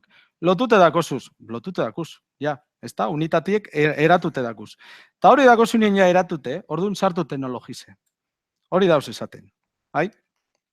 Pero hauek, SAMR, dagoena esaten da, modelu bat ikusteko zertarako balioten dauen erraminta bat, bai? Ez esango dau, sustituzio bat eitzen dagoela, bai? Ez dago betuten, baina sustituto moduen balioten dau. A esaten dau, sustituzio indauela eta hobeto itzen dauela, prozesue. Emek esaten dau, teknologia sartun daniko, gainera, alizan du hori atasa edo lana edo danalakue rediseina oberuntz, da, erreak esango dau ja sortun duzela hainbeste gauza. Ez zirena existi duten edo ez zirenak erabiltzen hazikera baten. Bai? Erre horretan dako innovazioe. Eta oso kritiku da, azkenien, hori. Ze, karo, gauz esaten, gailu bategaz edo herramienta bategaz, ia ze lortu alzun hezkuntza aldetik, bai? kontrako bidie gauzitzen. Eta team hau da matrizi, eta hor, tako zuiez, bi lerro. Noiz hartzen dan teknologize, noiz adopta itzen dan, adaptazioe, eta bar. Hau komplexu da ikusteko. Hau ez zuen roiura ikusi. Gero sartu nire web horri zen dako zuia horre presentazioe. Bai? Esango dut, bidule reflexio eta denbora hau digeritzeko. Bueno, eta lidergoa. Teknologia lider bat egon biko, Eskolan, jaurlaritzan ez dakin duen, baina eskolan seguru. Eta teknologia liderra ez da IKT espezialisti edo, alkularize. Ze IKT, ni izan nahielako IKT espezialisti, eta inok ez dozten kasurik itzen. Ez neukalako inongo botererik, ez botere legislatibo, ez ejecutibo, ez inongo kurik. Orduan, karo, ni investigazio itzen gauzak, superilusion eta bitxo hau dako, eta presentakot. Bueno, dator urterako igual. Oso ondo, orduan ja, hor jausten zara, eta azken izitzen zu, pasa itzen zu. Bai? Edo, hartu itzen zuz, deitzen dizenak talde traktorie, hartzen zuz lau lagun, eta venga, hauen lauren artien. Aurrera engu, geu bakarrik. Bai? Alo Dalton. Orduan, teknologia liderrak azkenien eukimida boteri, Da, zuzendariaren moduen, bai, teknologiaren aldetik. Eta eukimida boterie, esateko hau inbidu, esateko, eta karo, zuzendarizek eukimbi hau, konfidantzie beragan, argi dau. Bueno, eta egela, nola ikusten du egela, edo gela perfektue? Ze hau neskeia aspertute daku. Lehen da bizi izan bidu enagiak, bai? Alperrak izan bidu, teknoalperrak. Ze askotan nik ikusten dutez, soluzio teknologiko batzuk, eta esaten dut, nik ez dut erabiltzen hau, ez da soratute bez. Ze da lar komplexue, eta gauzak egin bidez, simplifikatu. Ez simplifikatu, izateko lar alperra, baina aiega bizarie puntu horretara. Da gimnasia itxelez. Ez horrebentako gorputxe, baina zara egongo sofan botata, denbora guzti zen. Dana egin bizuien neurrizegaz. Etorten badatxun, 5 minutu, etorten badatxun lagune esaten, IKT alkularizek bitxu. Hau sartu duan, model honetan, baja itzen zuz, notak, estel baten, gero estel hori pasabiztazu Google Calc batera, eta Google Calceti, atako estazuz, eta plubi, eta esaten zu. Ia ba, ja 5 pauso monduz. Igual ez dau beste modurik, baina hori analize bide. Inagiak izan bizarie. Ni nahi, ni ba nahi. Bueno, teknikoki, nola gudot gela, kable barik, mesedez, aspertuten hau ja, HDMI megaz, USB-ez dule, hau bestie, Windowsa blokieta geratzen daztela, 3 puerto dakolako, eta asmatu bizu zein da nona, konexio eta zerbitzariak, 24 bider zazpi argi dau, oza, 24 ordu zazpi egunetan, eta gudot portatiletik kontrol osoa, emango da bestien portatile gudot imprimatut portatiletik, gudot arbela kontrolatu portatiletik, eta bar.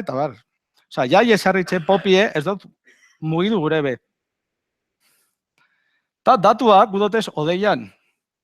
Gaioan hitzak, hau da, ez dau problemarik portatile, tableta edo mobila erabiltzeko, harintasun eta malgutasuna, transparentzize, baiot konexioaz, igual nik ekarri dut etxetin nire portatile, eta gudot sartun zarera, eta askotan hori beda erronka bat, eta etxeitik klasiko kontrolaz, igual azterketa prestatu dut etxein ez dakotelako denborarik, eta gudot imprimatu etxetik eskolako impresorien.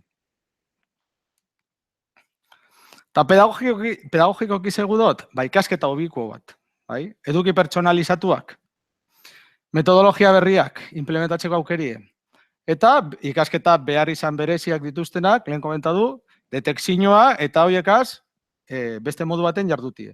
Antelakuntza aldetik, paper barik, bakite lehatzen gatsa dela, eta euskeran eta beste batzutan, ez dakit. Nik ja gorroto hartu txan, nire asignaturatan ez dut bihar papelik, orduan ez dut erabiltzen ezerteko. Produktuen flusua, ez dut gure papel virtual bat hortik egotie. Entrega badostien zeo zer, gudot jaki momentu guztizen, nun dagoen hori, produktue, eta ze fasetan dagoen, eta ze inbidoten neuk, edo evaluatu, edo ez dakit zer. Gelen erreserba, ze askotan, urten bizara gelatik, jun beste maldara, eskolako beste maldara, gela reservateko papel baten, ja hartun txui, eta dinozu, agur. Ja, eukin jot pelikuli ikusteko mikaz, eta ja zindot egin. Da, automatizazioa, ni automata nahi. Eta komunikatibo aldetik, produktuen publikazioa, blogak eta hori esan dune, bai? Bide bakarreko eta biko hartu emona gurasokaz, lehen be komentatu, batxarrak, zitak, administrazioa, igual, batxar bat egiteko zertako urtengo nahi gelatik, edo etxetik, albadoten bideokonferentzia batetik egin. Hori kulturalki be, ondino daku alako blokeo bat. Eta administratiboki, igual momentu baten ikasleen eta gurasoen datuak eukitxie, telefonoz deitu bidotelako. Eta ez dut eitxu bihar administrazioa hori lortzeko.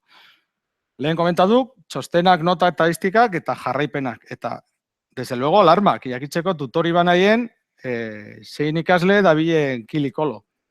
Eta, seguro eta LOPD barruan, eta beste saiekin konektatuta. Eta, baliabide digital irekia, bai, freeware eta hau dana. Honen gainen, pentsatu beste batzuk etorri izela berbaten. Hau be oso komplexue da, komentateko. Nik dana gratis erabiltzen dut. Osea, erabiltzen dut Linux bat, erabiltzen dut Google Drive doakue, eta erabiltzen duten guztize da doakue. Hori aukerie, edo hori erabakizi hartu nahuelako. Bai, egize da, eskola batzuk, beste bihar ezberdina dako zeiesela. Igual ez dakoi informatiko bat, edo igual ez dakoi teknikoa ditu bat, edo igual galdute dauz, edo eskola txikitzu da, eta zeitzen daue, kontratatu, zerbitzue, instalaten txoie, beti dauz aukerak, ez da?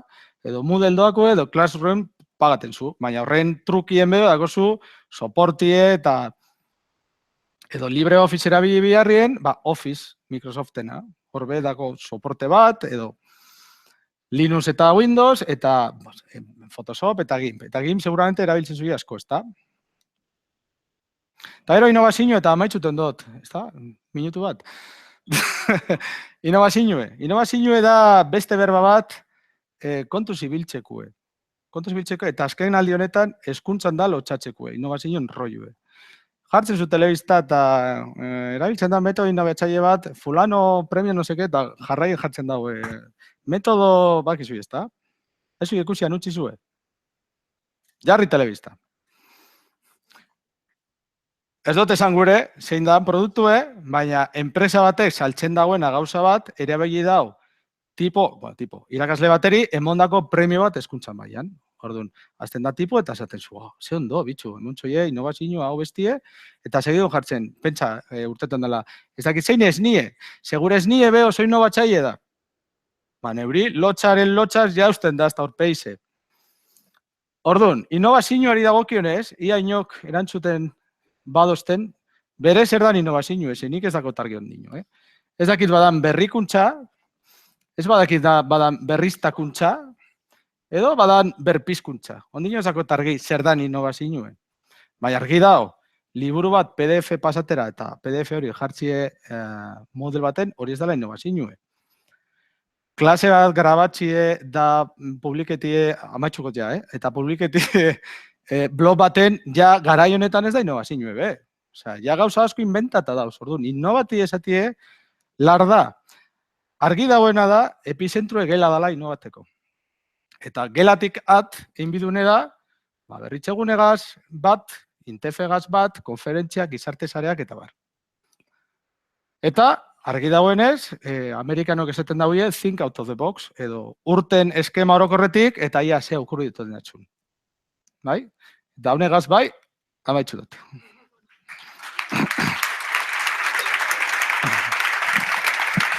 Bai, bat, mila esker Andoni. Bueno, orain,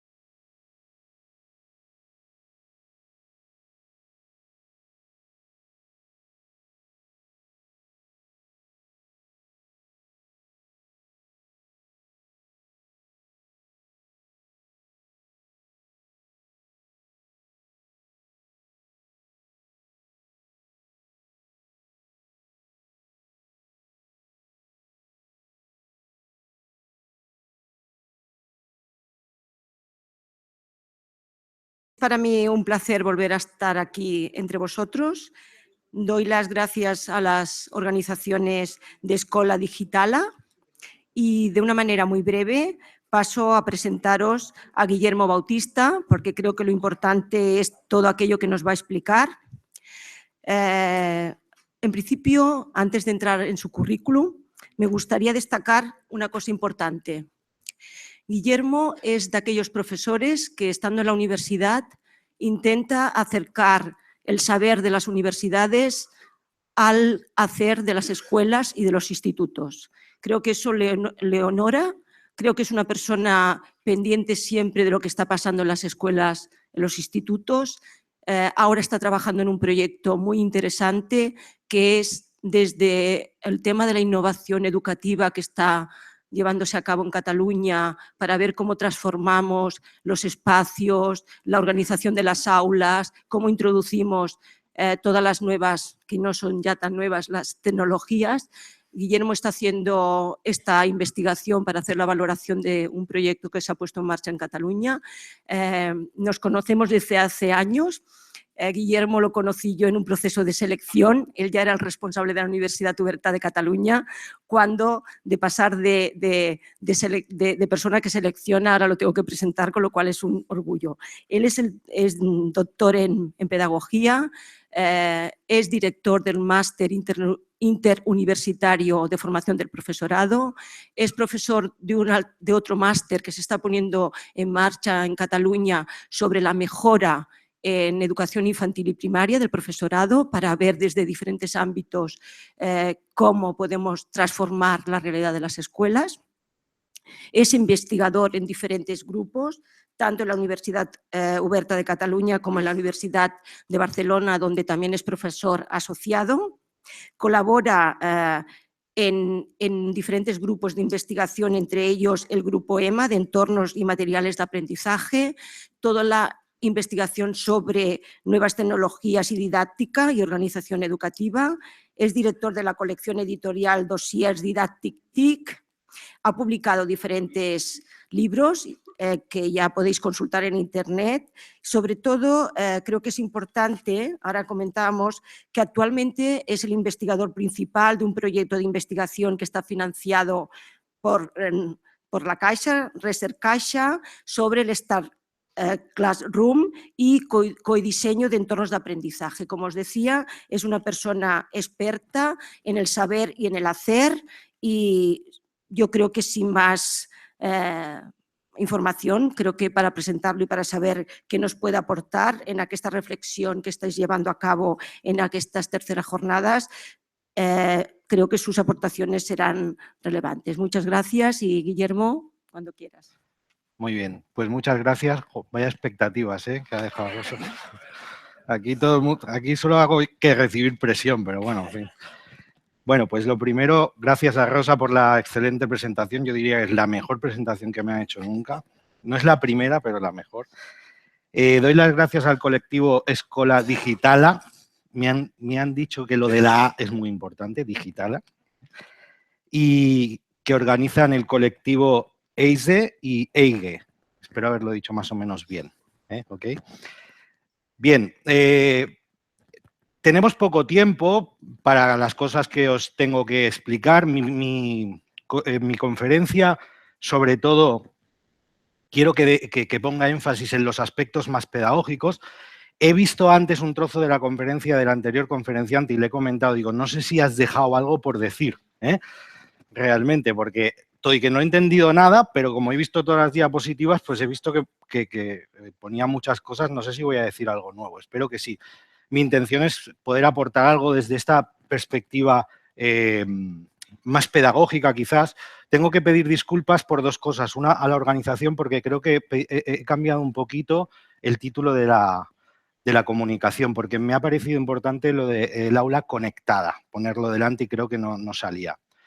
Y la segunda cosa es que me caracteriza es que yo no fui diagnosticado de TDAH por el tiempo en el que estudié, pero supongo que lo tengo, y muy grande. Me lo tuvieron que diagnosticar un veterinario porque debe ser de caballo, porque soy muy despistado y bastante desorganizado. Así que si veis que me dejo algo, que digo que voy a hacer algo y no lo hago, pues me lo podéis decir. Intentaremos, no sé si va a ser posible, si esto está previsto, que también podáis hacer alguna pregunta. ¿Ok? Bueno, empiezo con una... por cierto, lo del TDAH lo he dicho porque vi una conferencia de Obama que decía que si dices algo así personal de uno, captar más la audiencia. ¿Ok? Pues ahí está dicho. Bueno, empiezo con una frase verídica que se la escuché a un profesor de un instituto de Cataluña que está trabajando sobre el tema del entorno de aprendizaje y también el recurso, cómo se integran las tecnologías en las aulas. Y una vez una profesora le dijo, después de haber movido algunas mesas y algunas sillas en el aula, esta frase. Y esta frase es muy significativa, porque realmente yo creo que todo el tema de los entornos digitales, todo el tema de la integración de la tecnología, articulada con cómo hacemos las cosas, tiene un factor fundamental de innovación que tiene que ver con el desviarse del camino en el que estamos. No es mejorar lo que estamos haciendo, bajo mi punto de vista, sino es desviarnos del camino en el que estamos. Y eso implica incluso pues, un cambio epistemológico del conocimiento sobre la didáctica y sobre la práctica del profesorado. No creo que baste, y de hecho las últimas 2 décadas demuestran en el tema de los entornos digitales y de la integración de la tecnología un poco lo que estoy diciendo. Desde los años 90 y pico, que en Andalucía se empezaban a poner en práctica los planes de integración del ordenador. Yo tuve la oportunidad de estar en Andalucía haciendo formación y allá los primeros ordenadores que ponían en las aulas les hacían un agujero a la mesa y ponían la pantalla esta de tubo y el teclado debajo para cada 2 y casi no les dejaban sitio a los críos para escribir. Y además la torre estaba atada con un candado y los niños adivinaron el código y se llevaron todos los candados del centro y los querían para las bicicletas, que eran más útiles. Entonces, desde esos momentos en los que se reproduce totalmente lo que se está haciendo, pero con tecnología, hasta incluso de hace poco, escuchas cosas que se están haciendo y van por el mismo camino, que es una visión industrializada de la educación. No sé si como maestros y como profesores tenéis esa sensación de que tenéis a un grupo delante que pasa por la fábrica a la que se le abre la tapita de la cabeza y a la que se le ponen unas cosas dentro, ¿verdad? Se les cierra y se va para casa. Y eso ocurre además en una estructura que yo la llamo a veces, no lo suelo hacer delante de tantos profesores para que no me abucheen ni me peguen, pero como que es un tubo negro. Yo tengo la suerte de ser papá y a mí me da la sensación de que cuando dejo a mi hijo en el cole, lo dejo como en un tubo negro. Lo dejo a las 9 de la mañana, pasa por el tubo negro unas horas y lo recojo por el otro lado a las 4:30 de la tarde, pero no sé lo que ha pasado en ese tubo negro. Además les preguntas a los niños, ¿pero qué voy a hacer, papá? Pues cosas, ¿no? Es lo que te dicen. Bueno, ¿cómo enseñamos habitualmente? ¿Cómo enseñamos? Evidentemente, todo profesor es único, hace las cosas de forma única. Yo aquí me estoy refiriendo a la generalidad, a una buena parte y en unas etapas más que en las otras. Nosotros enseñamos habitualmente de forma segmentada, porque el conocimiento académico realmente, por la historia, de ahí lo del desvío del camino, se plantea así. Se especializa, uno se especializa en matemáticas, en lengua, en conocimiento del medio, en sociales, y da ese contenido que habitualmente se identifica con conceptos y con hechos a los niños. Pero sin embargo, cuando los niños crecen y van a secundaria y luego a la universidad, en la universidad pasa lo mismo. O sea, yo siempre lo digo, los primeros que nos tenemos que mirar somos los profes de la universidad. Pues pasa lo mismo, ¿no? Yo incluso tengo experiencias de haberles preguntado a estudiantes de la universidad y me han dicho que hay profesores que van a la clase sin saber lo que están estudiando. Por ejemplo, yo soy profe de estadística y voy a la clase, pues a mí me importa un pepino si aquí hay veterinarios, si hay maestros o si hay biólogos. Yo doy mi estadística. ¿Mm? Eso es muy grave. Eso es muy grave y eso pasa. Siempre. Pero cuando salimos de ese espacio especial que es la escuela, la universidad, el instituto, donde ocurren cosas especiales, como que solo ocurren en ese mundo, ¿verdad?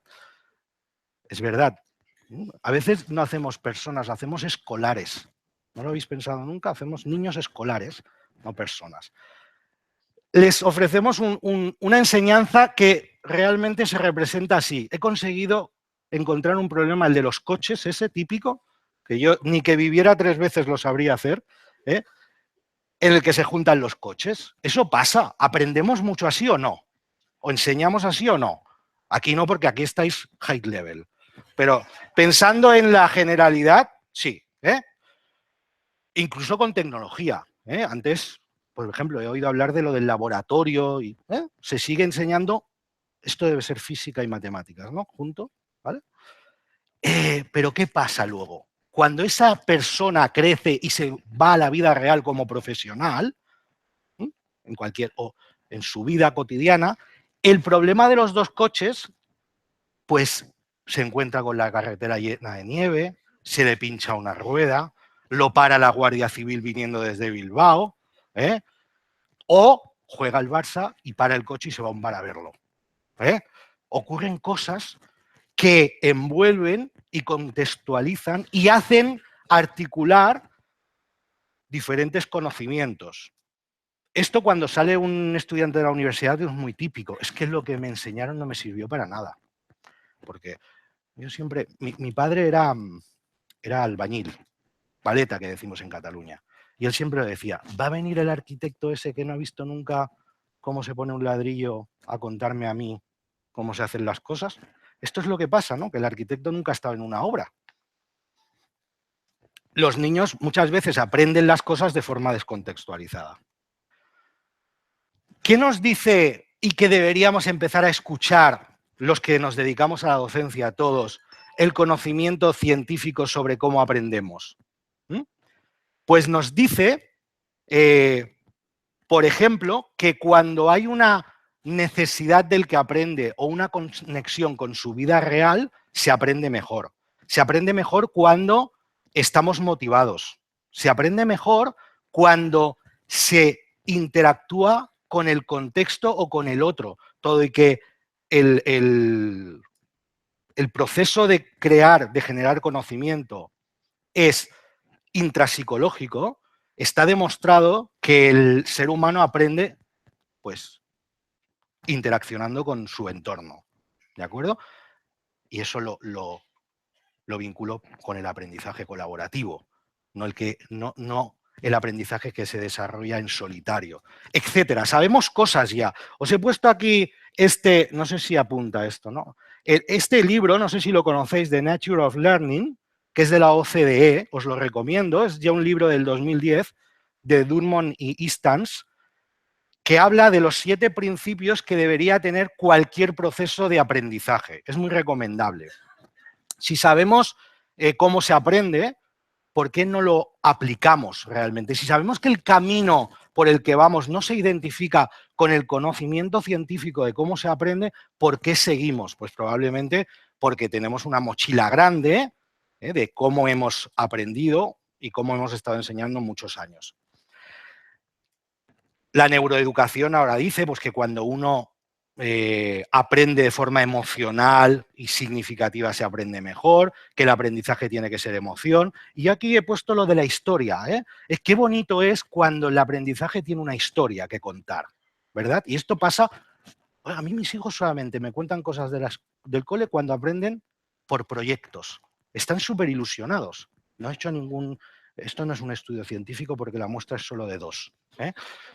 Pero la realidad es que cuando me cuentan algo es o porque han traído notas de mal comportamiento y se justifican, que es bastante frecuentemente, o cuando aprenden por proyectos. Entonces te explican de todo. Las TIC, los entornos digitales. en ese camino en el que todos vamos y del que nos deberíamos desviar un poco para pensar diferente a lo que hemos hecho hasta ahora, ¿qué a veces suponen los recursos? Pues los recursos yo creo que a veces suponen, que el colectivo de docentes me perdone, un sofá para ellos. Yo una vez hice un tuit en el que puse, no me vinieron a buscar a casa ni nada, pero los libros de texto son el sofá del profesor. Y las TIC a veces también se pueden convertir en el sofá. ¿Quién conoce Sócrates de aquí? Que levante la mano. Unos cuantos, ¿verdad? Oye, pues cuando uno explica a Sócrates, hay alguna mente malévola que dice, ya no tendré que corregir exámenes, todo es automático, ya me salen los resultados y me da un informe. No, Sócrates es más que eso, ¿verdad? Hay que darle otra visión.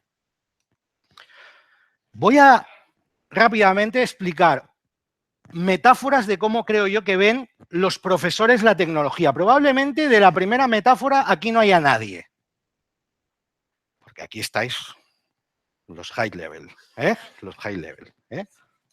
Pero a lo mejor os sirve para situar a los que tenéis alrededor en vuestros centros.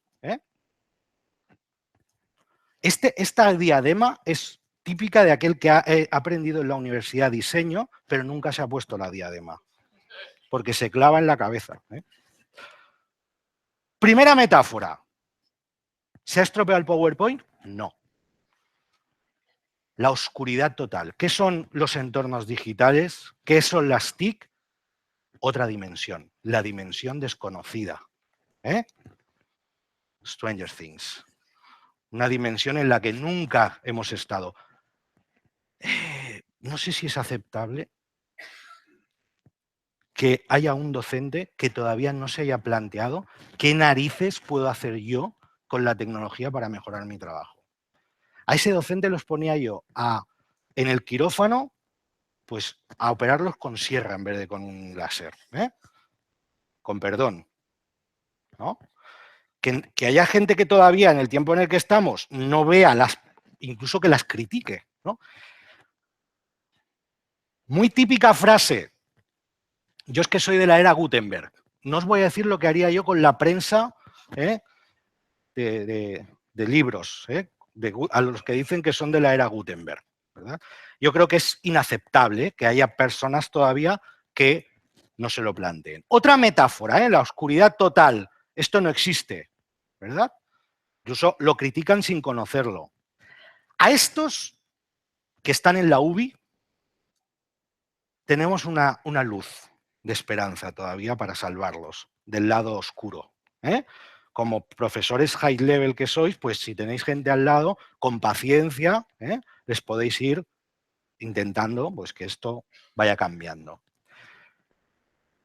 Suele ocurrir también que cuando descubrimos el tema de las TIC, o descubren los que no están aquí el tema de las TIC, ven un océano. Y un océano es muy grande, ¿verdad? No saben por dónde empezar. Y es importante entender que eso es así, que lo digital, que el entorno digital es un océano para el que no lo conoce, para el que no tiene una cierta alfabetización y competencia digital. Ocurre lo contrario, el iluminado, que se viene llamando, ¿verdad? Y yo todo con TIC, porque las TIC son la solución, ¿verdad? Pongo igualmente a los chicos con un notebook bien alineados, contenidos digitales que se llaman, y venga, ya estoy en la cresta de la ola. Ya estoy. Esto es la solución para la innovación. Tampoco es eso. Ante el océano, lo importante es construirse esto, o ponerse esto. ¿Lo habéis oído alguna vez, lo de las gafas pedagógicas? ¿No? Está un poco trillado ya, ¿sí o no lo habéis oído? ¿No?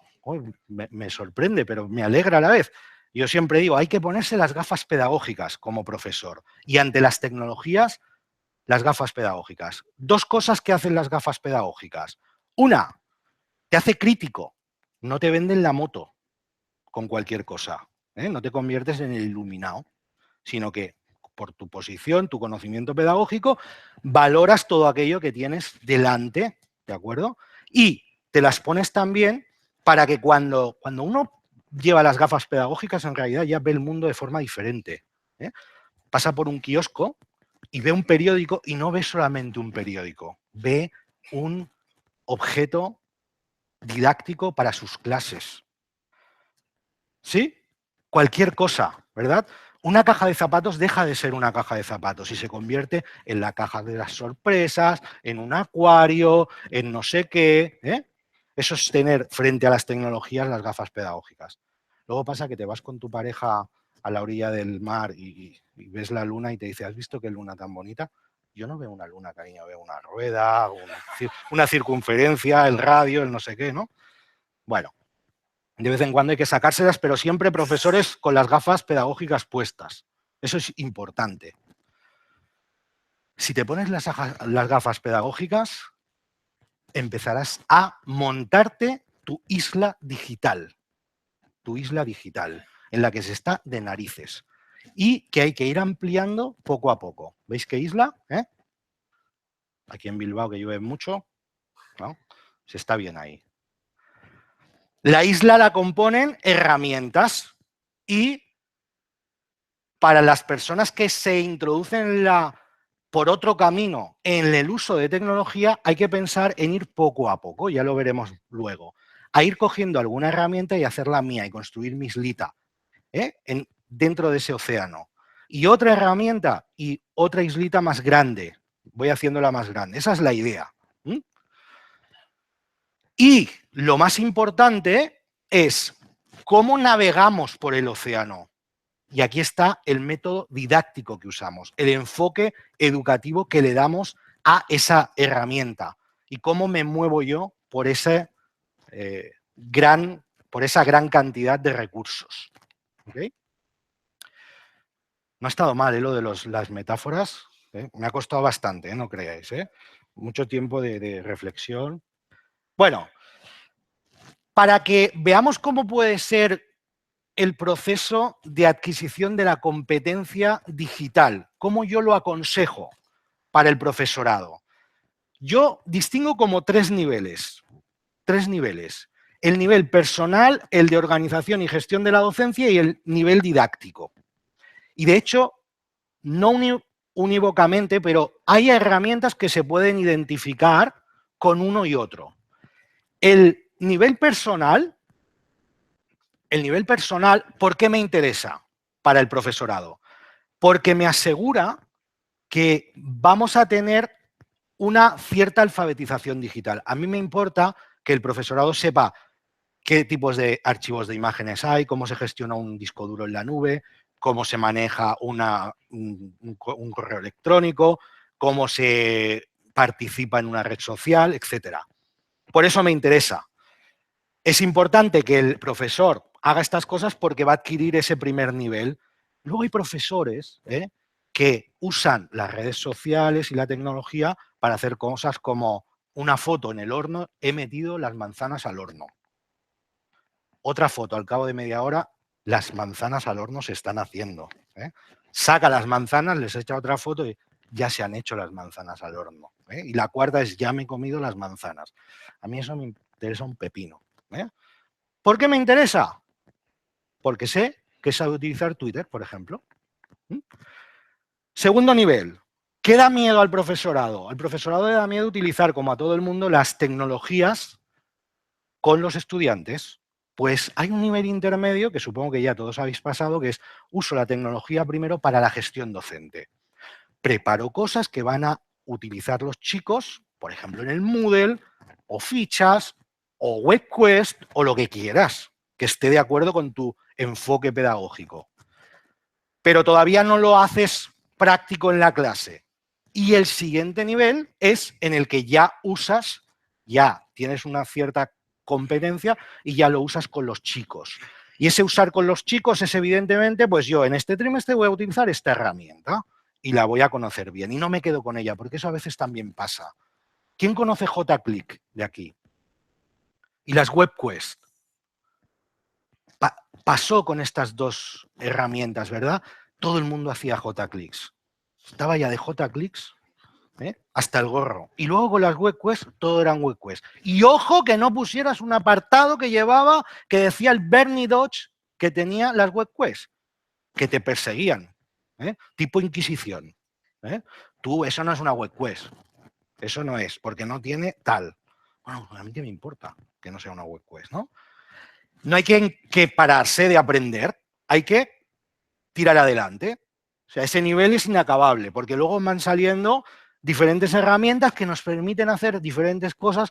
Pues ahora está la realidad aumentada, la realidad virtual, los códigos QR, los sistemas de votación, los no sé qué, van saliendo cosas. Y si para la tecnología, si los que inventan paran, pues nosotros ya nos pararemos, pero siempre hacia adelante.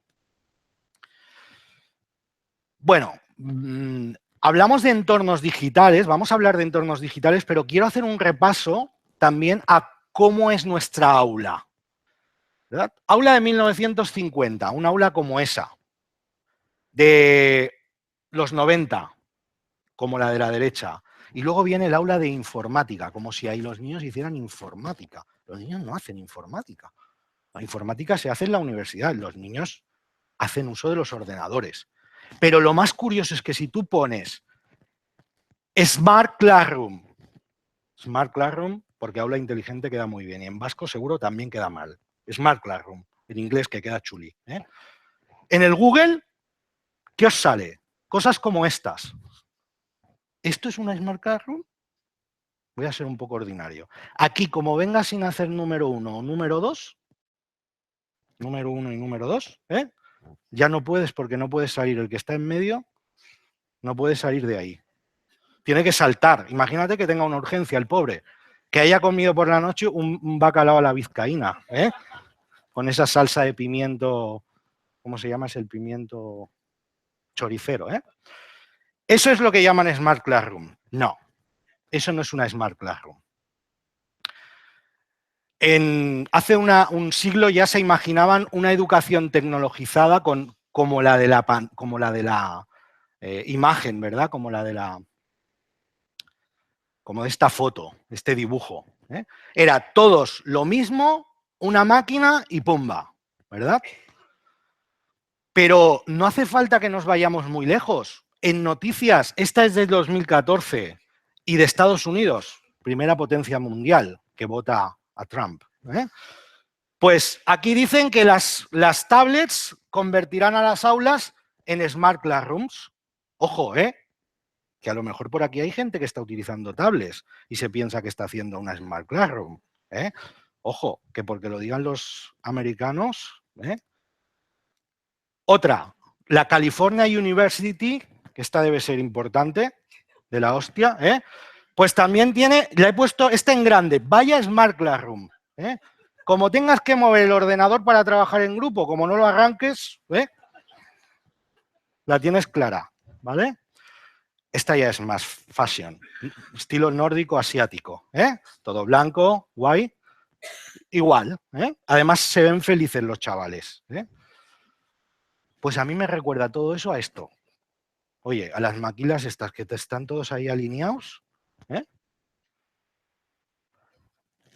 Vamos a hacer un experimento, a ver si sale bien. ¿Vale? Vamos a entrar aquí con vuestros dispositivos, pero no quiero que entréis individualmente, podéis hacerlo por parejas, también que sea un poco social la conferencia. Así podéis conocer al de al lado, y vais a decidir, vais a dar respuesta a esta pregunta. ¿Qué adjetivo define para vosotros la escuela aula virtual? Escuela o aula digital, o virtual, da igual. Digital, mejor, que es sobre lo que va el encuentro. Vais a entrar aquí, pulev.com, Guillermo Bau, 796.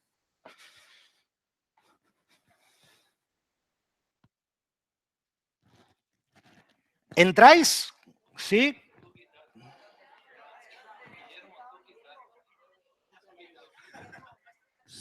Sí, voy. No time. Perdón.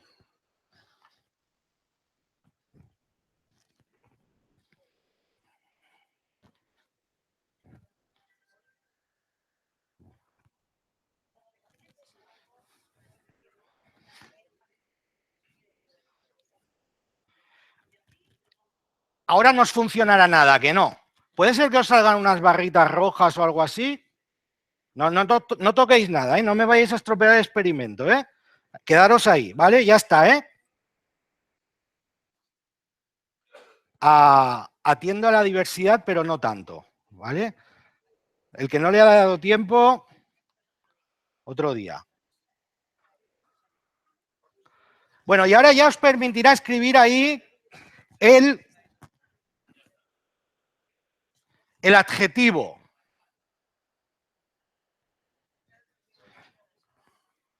¿Funciona o no?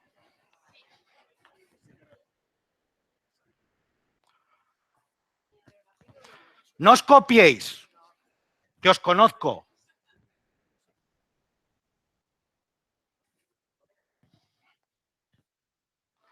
A ver, la escuela digital, que sea digital, hombre, un nivel, que erais high level, ¿eh? Darle un poquito a la masa encefálica, anda, va, a la materia gris. Flexibilidad no es un adjetivo, hombre. Con estos alumnos estropeáis cualquier experimento.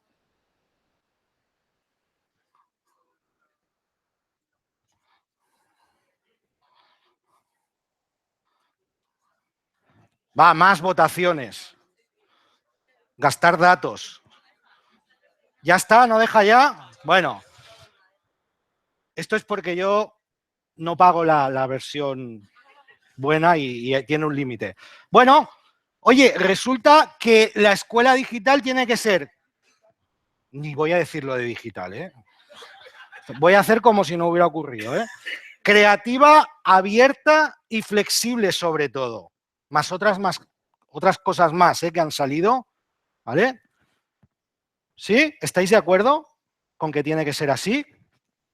Muy bien. Esta herramienta se llama Pool Everywhere, por si a alguien le interesa utilizarla en sus clases. Espero que cuando acabéis las jornadas os acordéis de cómo tiene que ser la escuela digital y la hagáis flexible, creativa y abierta. Y entonces los papás como yo ya no sufriremos por dejar a nuestros hijos en un tubo negro sin saber lo que ocurre con ellos durante tantas horas, ¿eh? Porque será abierta. Aspectos previos que un profesor debe considerar en su escuela digital para configurar su entorno digital, para diseñarlo. Lo primero, yo me creo un entorno digital porque soy guay y he ido a las jornadas escuela digitala, o me lo creo porque tienen un sentido didáctico, porque realmente me va a ser útil. Por cierto, hay un argumento que yo lo rebato siempre, que es aquel que dicen muchos profes de yo lo digital sí porque está en la sociedad. No. La especulación inmobiliaria también está en la sociedad, y nosotros no hacemos que los que pagan más se sienten delante y los que pagan menos detrás, ¿verdad? Tiene que haber una reflexión pedagógica detrás del diseño de un entorno digital. ¿Cómo lo organizo? Voy a poner luego un ejemplo práctico de un Moodle que me dijeron que lo usáis, ¿no? El Moodle en secundaria por lo menos o en primaria también aquí. Secundaria, ¿no? Con Moodle. Luego, ¿qué modelo pedagógico fundamenta ese diseño? ¿Vosotros qué sois? ¿Conductistas? ¿Constructivistas? ¿Socioconstructivistas? ¿Qué sois? ¿Vascos? ¿Vale? Pues un modelo, tiene un modelo pedagógico. Fijaos, el socioconstructivismo, que era lo de la LOCSE, todo el mundo lo critica, oye, y nadie lo pone en práctica. Eso pasa, ¿verdad? Todo el mundo lo critica, pero poca gente lo pone en práctica. Es importante ver referentes en qué baso mi práctica para diseñar mi entorno, cosas concretas. ¿Qué papel tiene el alumno en el entorno digital? ¿Lo hago que participe? ¿Alguien sabe aquí lo que es la Flipped Classroom? ¿La clase invertida? Alguien, que levante la mano. ¿Qué es lo más importante de la Flipped Classroom? Va, ¿quién se atreve? Que cedo la... Tú. Que haya algo que se pueda saber antes de la clase, por ejemplo. ¿Estáis de acuerdo? Flipped Classroom, clase invertida. Primero le doy audiovisuales, lo aprende y luego en clase lo practicamos y resolvemos dudas. Pues no. Para mí no. Para mí lo más importante es que sean los niños los que hagan los materiales para aprender. ¿Por qué un niño no va a hacer un vídeo con el teorema de Pitágoras? Pitágoras hizo un teorema, ¿verdad? Sí. ¿Por qué no? ¿Por qué lo tiene que hacer el profesor? Lo pueden hacer ellos. Y luego, el que hace una cosa, la aprende, learning by doing, la enseña a los demás, cuando lo enseñas lo tienes que aprender, ¿verdad? Eso forma parte de un modelo pedagógico que es algo contrario al unidireccional, el que estoy usando yo ahora precisamente. Y luego, ¿qué actividades diseño para ese entorno? Y aquí es donde está el paso a paso, poco a poco. No quiero tener un entorno súper digital desde el primer momento, se ha de construir. Construirse un entorno digital en cualquier plataforma con diferentes herramientas es algo que gasta muchas horas.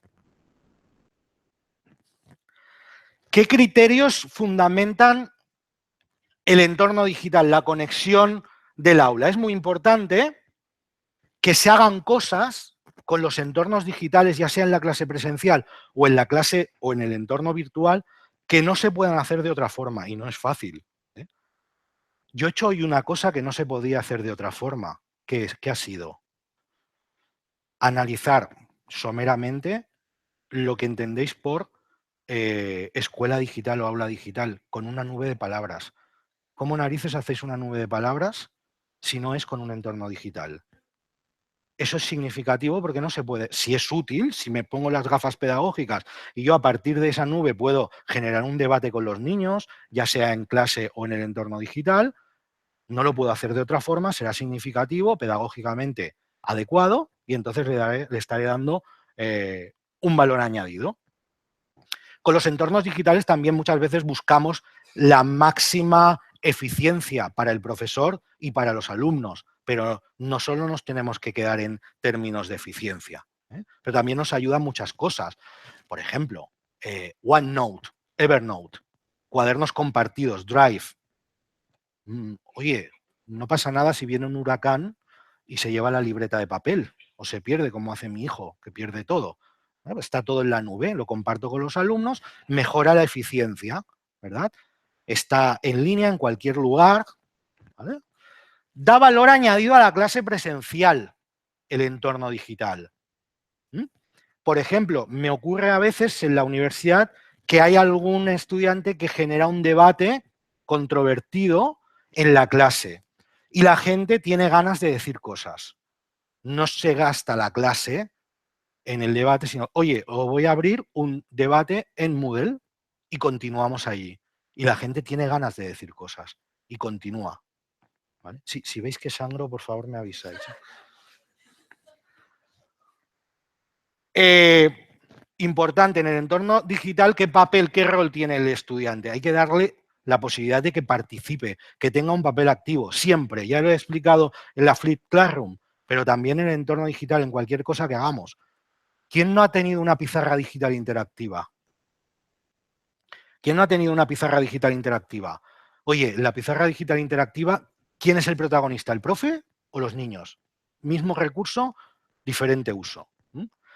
Y otra cosa interesante es que el entorno virtual nos puede permitir tener a los chicos conectados si los motivamos.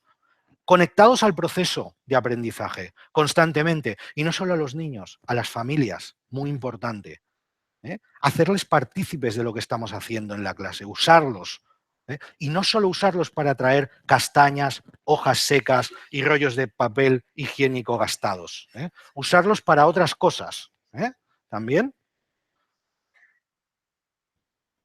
Entonces, ¿cómo se conceptualiza un aula conectada, un entorno abierto o un entorno digital? De esta forma. Esto es lo más serio que voy a poner en la presentación, ¿Vale? No os asustéis. Esto es fruto de la investigación que estamos haciendo, que os comentaba antes Rosa, son la primera organización de lo que sería el entorno de aprendizaje presencial y digital, mezclado, ya veréis cómo.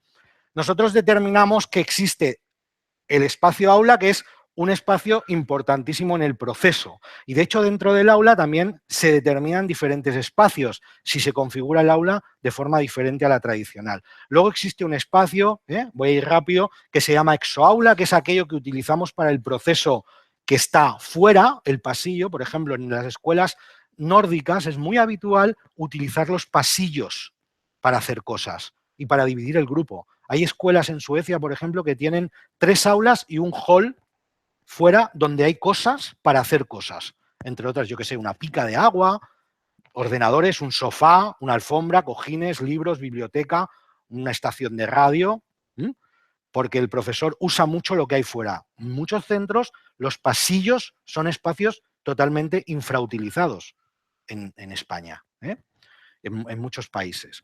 Luego está el centro, el entorno del centro, que es otro elemento de análisis. Luego está el entorno local al que podemos acceder físicamente y la familia, ¿verdad? Cada día estamos en el barrio, en los espacios educativos, tenemos acceso físico y también podemos tener acceso virtual.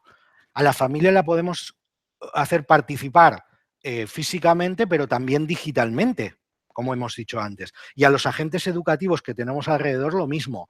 No hace falta siempre contar con ellos físicamente. Podemos contar con ellos digitalmente también para hacer cualquier tipo de dinámicas y de procesos.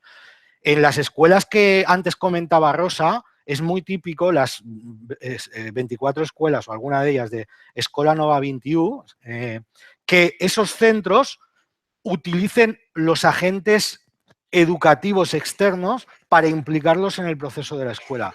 Entras a esas escuelas y esas escuelas son escuelas abiertas. Entras a la clase, eres totalmente ajeno a ella y los niños ni se inmutan. El profesor ni se inmuta. Aquello es abierto, es un espacio abierto.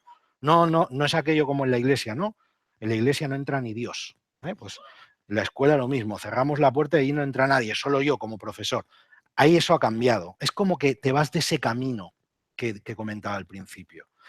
Y luego está el entorno global, al que podemos acceder solo con la tecnología. Aquí abajo pone, pues, o mediante el desplazamiento físico largo, ¿verdad? Viajando, pero que en una escuela, pues, si, no sé, si tenemos que ver el nacimiento de un bebé elefante, podemos hacer 2 cosas, ¿no? Irnos con los niños a África y esperar a que para la mamá elefanta. Eso no es viable, ¿verdad? O podemos irnos, pues, ¿a dónde? Al YouTube. Al YouTube y ver cómo pare una elefanta. Al entorno global, sobre todo, tenemos acceso de forma digital. Y transversalmente, pues ya veis, ¿no? Aquí lo que os decía antes, ¿no? Puede haber, mediante el entorno digital, un permanent link, un enlace constante al proceso. Y eso es muy interesante. Y eso no se consigue fácilmente, porque, entre otras cosas, depende del ciclo en el que estéis, hay que seguir un proceso de deseducación de los chicos y las chicas, ¿verdad? Entonces, no es tan fácil como decirlo. Es un trabajo de constancia, de deseducación primero y de reeducación respecto a lo que queremos de ellos en el proceso de aprendizaje. Agentes educativos, la articulación del aprendizaje formal y el informal, lo que ocurre en el aula y lo que está ocurriendo, pues, en el equipo de básquet, yo qué sé, en los pelotaris, los que bailan, ¿cómo se llama el baile esto? Perdonad porque soy un ignorante de narices. Aurrescu, yo qué sé, los castellers, 10 minutos, vale. Ok. Entonces, entender esto así como un espacio organizado de esta forma nos puede ayudar para no dejarnos ninguna oportunidad, para entender que el proceso de aprendizaje con un entorno digital puede enriquecerse enormemente. Nosotros en la investigación lo que vamos a hacer es comprobar qué ocurre y cómo se podría configurar el espacio de aula, ¿vale?, para poder llegar de todas formas que están aquí planteadas a todas las demás dimensiones del entorno del que aprende. Eso es lo que pretendemos. Entonces, esta organización puede servir, que es para lo que sirve la investigación, para poner orden en el conocimiento y tenerlo en cuenta, esa teoría, para llevarla a la práctica y retroalimentarla, porque además en la investigación vamos a hacer un codiseño con los profesores de las aulas. Intentaremos llegar a prototipos de aulas. Bueno, ¿cómo es nuestra aula virtual? Un ejemplo práctico. Tengo Moodle. ¿Cómo organizamos Moodle? Muy típico. Moodle te da opciones de organización diferentes, pero lo habitual es organizarlo por temas. ¿Quién tiene un Moodle organizado por temas? Que levante la mano. No, que no le dé vergüenza, ¿eh? Bueno, es lo más habitual. Pero, vayamos a cuál es el sentido didáctico de mi entorno virtual. A lo mejor, en vez de ser un repositorio o una sustitución de la copistería, puede ser otra cosa. Y a lo mejor lo puedo organizar por conjunto de temas, tampoco sería demasiado original, pero si me voy a por actividades, aquí ya cambia. Si trabajo por proyectos o mini proyectos, por fases de un proyecto, mixto, etcétera. Tiene muchas implicaciones pedagógicas cómo organizo mi entorno digital, y en este caso Moodle o otro conformado por otras herramientas. Si yo para cada actividad le doy al niño los recursos que tiene que utilizar, estaré haciendo la actividad de aprendizaje menos auténtica. Porque en realidad cuando uno se enfrenta a un problema habitualmente, en la vida real no tiene al lado aquello que utilizará para la solución. Un problema habitualmente está en un contexto cambiante, con una situación realmente que no controlamos, sin los recursos para solucionarlo al alcance. Si los ponemos una biblioteca de recursos y le decimos a los chicos que busquen cómo solucionar esa actividad, entre todos estaremos fomentando otra cosa. Estaremos fomentando la autonomía, estaremos fomentando la capacidad de búsqueda de información, la selección, etcétera, etcétera. Esto es lo que ocurre. Habitualmente, cuando vamos al médico, el médico te ve, te diagnostica, ¿verdad? Pero no tiene al lado el libro para diagnosticarte, lo sabe, ¿verdad? Sabe poner en práctica para solucionar el problema, las cosas que sabe. Pues nosotros tenemos que intentar tender a usar los entornos digitales con este enfoque.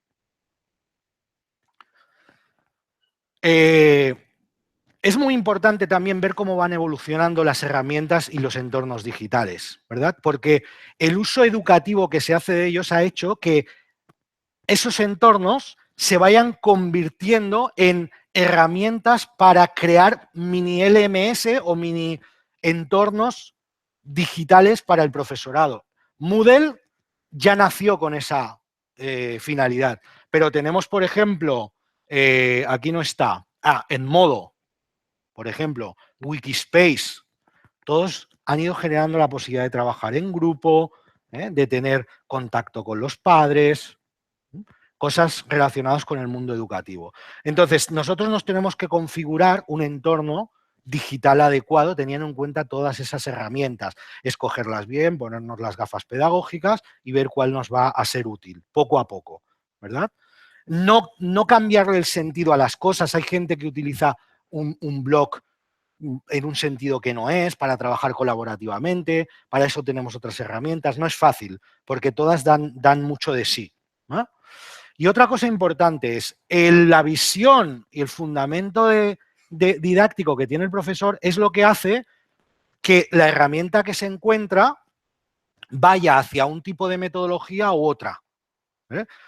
Lo que decía antes de la pizarra digital. Tú la pizarra digital interactiva la puedes usar solo para ti o puedes hacer que sea un elemento más de la clase que utilicen los chicos pues, constantemente ellos para trabajar juntos. No tiene por qué ser una herramienta que vaya al modelo unidireccional, sino que puede ser al interactivo o incluso al colaborativo. La herramienta te condiciona, pero también tu enfoque didáctico y tu forma de usarla. Bueno, solamente muy breve. Os recomiendo, como no va a dar tiempo, que veáis un vídeo de Vitra Escola, que es una escuela sueca. Si ponéis en Google, en YouTube, perdón, Vitra Escola, veréis cómo ellos hacen un cambio importante en espacio de aprendizaje como ejemplo y veréis cómo la tecnología está ahí pululando constantemente, ¿verdad? De los primeros resultados de nuestra investigación salen 9 principios que debería seguir un entorno de aprendizaje, tanto presencial como digital, para que sea un entorno adecuado. Y ahora quería... ¿Cuánto me queda? ¿1 minuto, 2? ¿O ya me he pasado? Bueno, ¿quién conoce? El concepto de gamificación lo conocéis, ¿verdad? Yo quería poneros 3 ejemplos de 3 herramientas o corrientes o metodologías que pueden ser adecuadas para un entorno digital. La primera de ellas, la gamificación, ¿verdad? Esto lo quito. A ver. Bueno.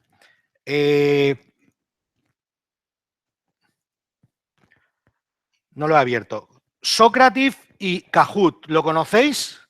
Ejemplos de herramientas que pueden producir gamificación. Pero ejemplos también de herramientas que si vamos un poquito más allá con las gafas pedagógicas, podemos crear un clima entre nuestros alumnos y en nuestro entorno digital que permita que siempre estén atentos y conectados. Por ejemplo, con Socrative se puede crear una competición de preguntas y respuestas que uno pone en marcha a diferentes horas del día, se pueden hacer por grupos, se abre un cuestionario, se cierra a tal hora y se hace una liga, por ejemplo. Una competición, el que gana, el que responde bien a todo el cuestionario, tiene tantos puntos. ¿Okay? No solamente es una herramienta para utilizar en la clase. ¿Okay?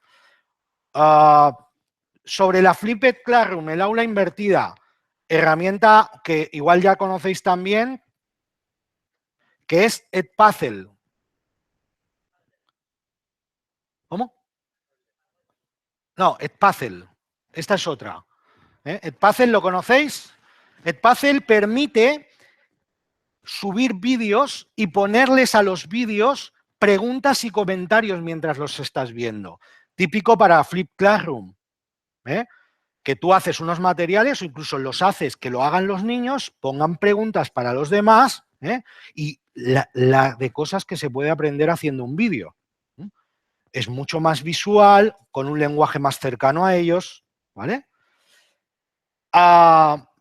Padlet, tableros virtuales. Esto da mucho de... Si la conocéis esta herramienta, yo por ejemplo tengo un tablero virtual, si buscáis el tablón TIC de Guillermo Bautista, Padlet, igual está en abierto. Yo aquí tengo mi representación, entre comillas, es una selección de recursos y lo que podría también ser un PLE, no del todo, pero ¿quién conoce Padlet de aquí? Pues lo que... Se parece, sí, pero no es... Padlet simplemente es un tablero digital en el que pones notas y las notas tienen unas características muy sencillas. Os recomiendo que exploréis Padlet como parte de vuestro entorno digital. Mirad, y ya acabo con esto. Yo incluyo Padlet y vídeo en... Esto es una aula mía, por ejemplo, estas chicas van a ser maestras, ¿vale? ¿Y qué hice el primer día? Que con el teléfono móvil, con Splice o Viva Video, hicieran una presentación global del curso, ¿vale? Y lo colgaran. Esto se hizo en la primera clase. ¿Para qué lo hice? Trabajas la competencia comunicativa, ay, es que no me atrevo, no sé qué, no sé cuánto, Ponte enfrente de una cámara, habla a alguien y también mira para qué te puede servir a ti Splice con un teléfono móvil o Viva Video para hacer con tus niños. Para, por ejemplo, colgar un pequeño vídeo de lo que has hecho hoy y que la mamá y el papá no crean que están en un tubo oscuro los niños, ¿vale? ¿Cuánto tardas en hacer un vídeo? 3 minutos, 5 minutos. Mientras los niños hacen cosas, los puedes ir haciendo, ¿vale? Otra utilización, les hago mapa conceptual y los pongo las fotos, todas creo un vídeo y así lo tienen todo súper rápido. ¿Por qué es tan rápido esto? Pues porque lo pueden parar. y ver lo que ha puesto cada grupo. Y todo esto veis que está integrado al Moodle. En este caso no tengo ningún Padlet, pero el Padlet se puede integrar perfectamente, evidentemente con código in-bit dentro de Moodle. Esto te vas creando tu entorno virtual. Vas creando tu entorno virtual que puede ser de muchas formas. Como diría Bugs Bunny, esto es todo, amigos. Yo creo que aquí lo dejamos. Gracias, Eskerrik asko.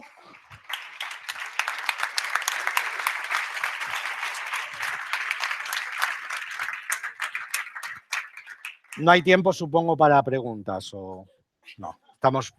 Okay. Luego, si nos vemos, pues. Sí, efectivamente. Bueno, muchas gracias, Guillermo. Yo supongo que las expectativas han quedado cubiertas. Como me dicen los organizadores que no hay tiempo para preguntas, como estaremos por aquí, como decía Guillermo, cualquier pregunta que queráis hacerle, seguro que está disponible para contestar.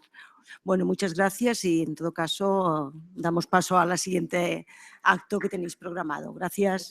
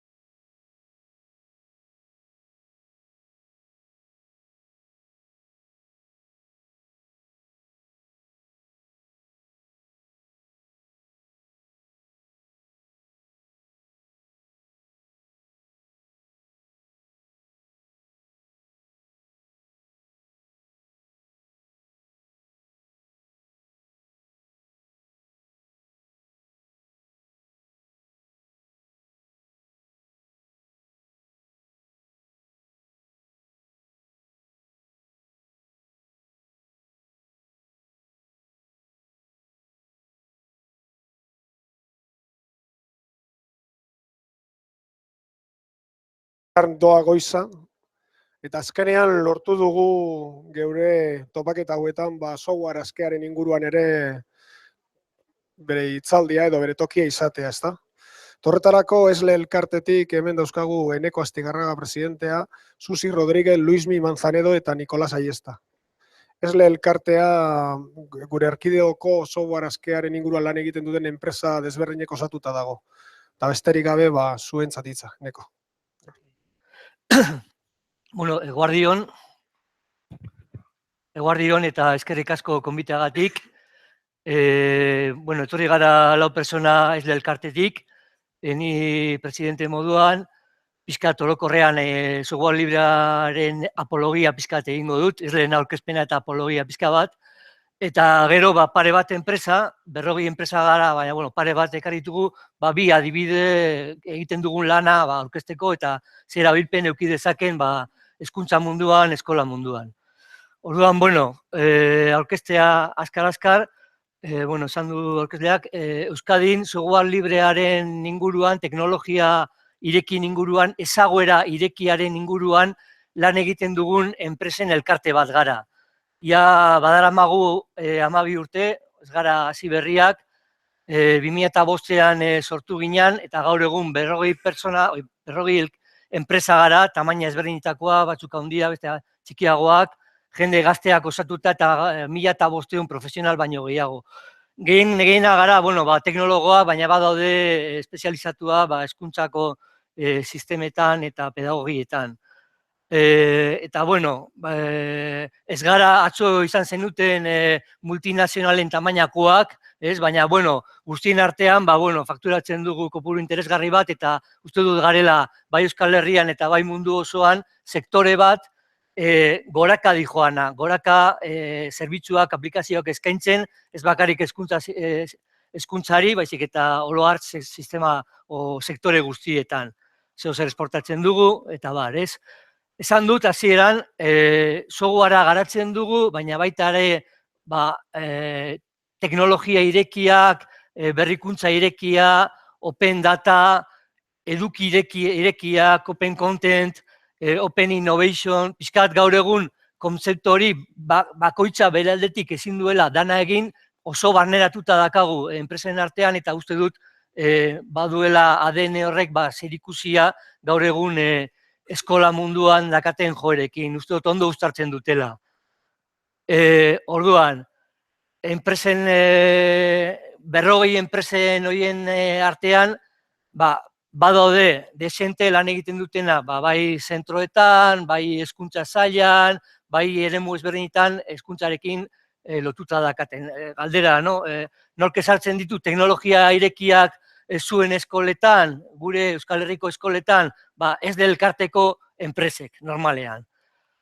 Eta hori esan da, igual denok barneratuta dakazue, nik ikusi dut eskola publikoaren dokumentua badagoela hor nolabait software librearekin lan egiteko filosofia bat o alegin bat, eta hori pizkat bultzatzeko o sustatzeko labur-labur eta Richard Stallmanen testu batzuetan oinarrituta, Espainiako CEDEC, ez dakit ezagutzen duzuen, Centro Nacional de Desarrollo Curricular en Sistemas No Propietarios delakoak, INTEF barruan dagoena, igual INTEF ezagutzen duzue, ematen ditu 7 arrazoi zergaitik erabili behar da, zergatik merezi duen eskoletan software librea erabiltzea, eta azkar pasatu ingo ditut.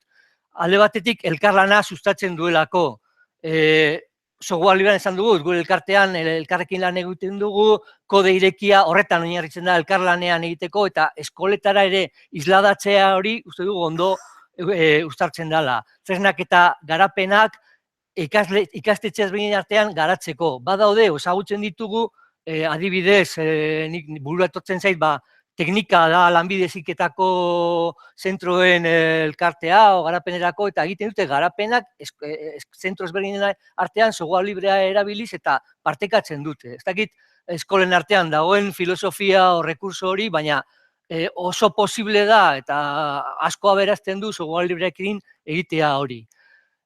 Autonomia bultzatzen du era batean, ez zara geratzen besteak egiten duen menpean artean, ikastetxe, irakasle, ikasleak, ekipo ezberdinak moldatzeko autonomia. Badaude baita esperientzia interesgarriak, ezakit Reziklanet, eta azken puntatako aparatua, gatxetak euki barik, moldatu dezakezu dakasunak, eta nolabait, aukera berdinak ere ematen dituzu ikasle guztiei, eta zentro guztiei. Hor badago, lan egiteko bide bat software librearekin. Kostuak aurrezten ditu. Normalean software librea kopiatu eta banatzeko askatasuna dakazu, daude 4 askatasun oinarrizkoa software librean daudenak, eta hori da bat, kodea ikustea, kodea banatzea, gustatzen bazaizu aldamenekoari pasatu eta lizentziak ez dizu mugatzen. Badakit gaur egun, enpresa handiek doainik eskaintzen dizuetela hainbat aplikazio, hainbat zerbitzu, eta, bueno, igual exagerazioa da, baina esaten du Stallmanek baita ere, tabakalera ondia, Reynolds adibidez, multatu izen zen, eskolekatako atetan multa, osea, doako froga, aleak, tabakoa, Winston, Camel, bere marketako doan ematen zituen eskoleen ateetan. Multatu izen zen estatu batuetan. Ez dut nahi izan, berdina egiten dutela, askotan, doako zerbitzuak eskaintziterakoan, baina badago arrisku hori. Eta azkenean zu bihurtzen zara produktua. Software librean da doakoa eta libre da banatzea. Beraz, kostuak aurrezten ditu, printzipioz, bale?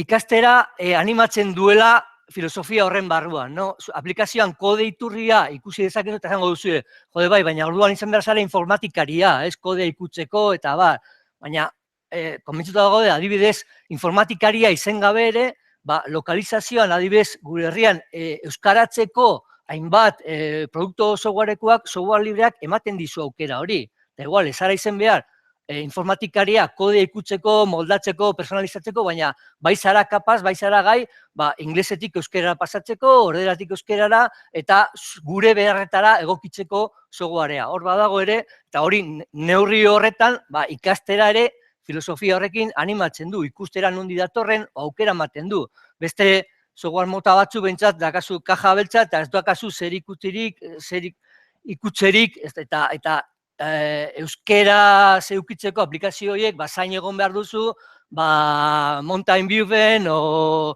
ez dakinun Tokion, noiz erabakitzen duten aplikazio eta zerbitzu horiek euskaratzeko. Software librearekin gu geuk euskeratu dezakegu.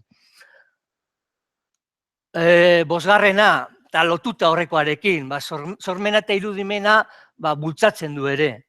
Software librean esan dut, moldatu dezakezula aplikazioak, orduan, okurritu zaizkizu, posible da okurritzea, hainbat aplikazio berria, jakina ezaguna da, no?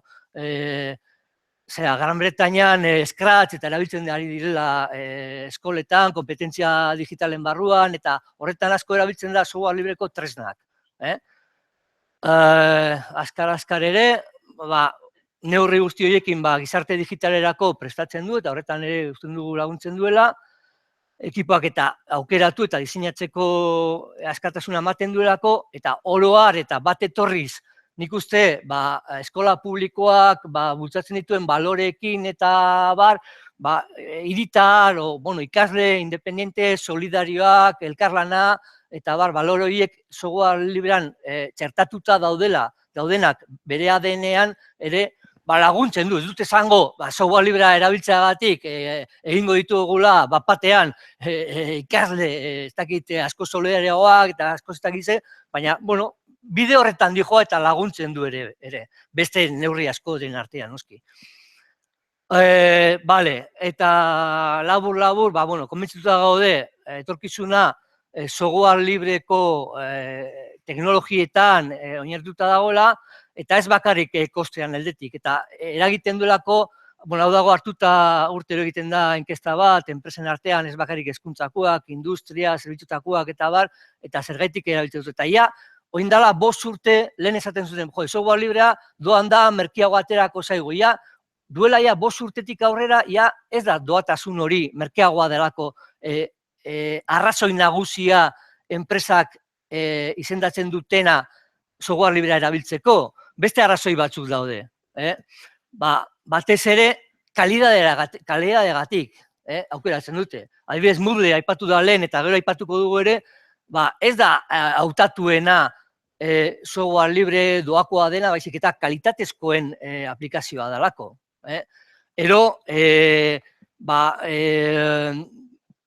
karakteristika lehiakorrak eta kapazitate teknikoak hobea dituelako, eta hirugarrena guk asko ere aipatzen duguna da personalizatzeko aukera ematen dizula. Askotan beste tresna batzuk ematen dizute, emanda, itziak, ezin duzu ezer ikutu, ez euskeratu, ez moldatu, askotan zailtasuna dituzu beste aplikazio batzuekin lotzeko, interoperabilitate hori lortzeko, eta software librearekin nik uste hori, bentzak ala esaten dut, eta ez ni bakarrik baizik, eta enpresak eta erakundeak inkestetan, zertzen duela gaitasun hori eta azkena fix hori konpontzeko bug eta arazoa komunitateak normalean errezago konpontzen ditu. Beraz, bueno, zer ematen die erakundei, bueno, uneko 80% esaten du, efizienteagoak, interoperabilidadea hori, bata sistema batzuk aplikazioa, lehen dirazkasun aplikazioak beste berriekin lotzeko, eta bar, eta berrikuntza. Berrikuntza, pizkat, baita ere, unero nola zauden kapazitatuta gauzak hobetzeko berrikuntzarako bultzatzen zaitu ere.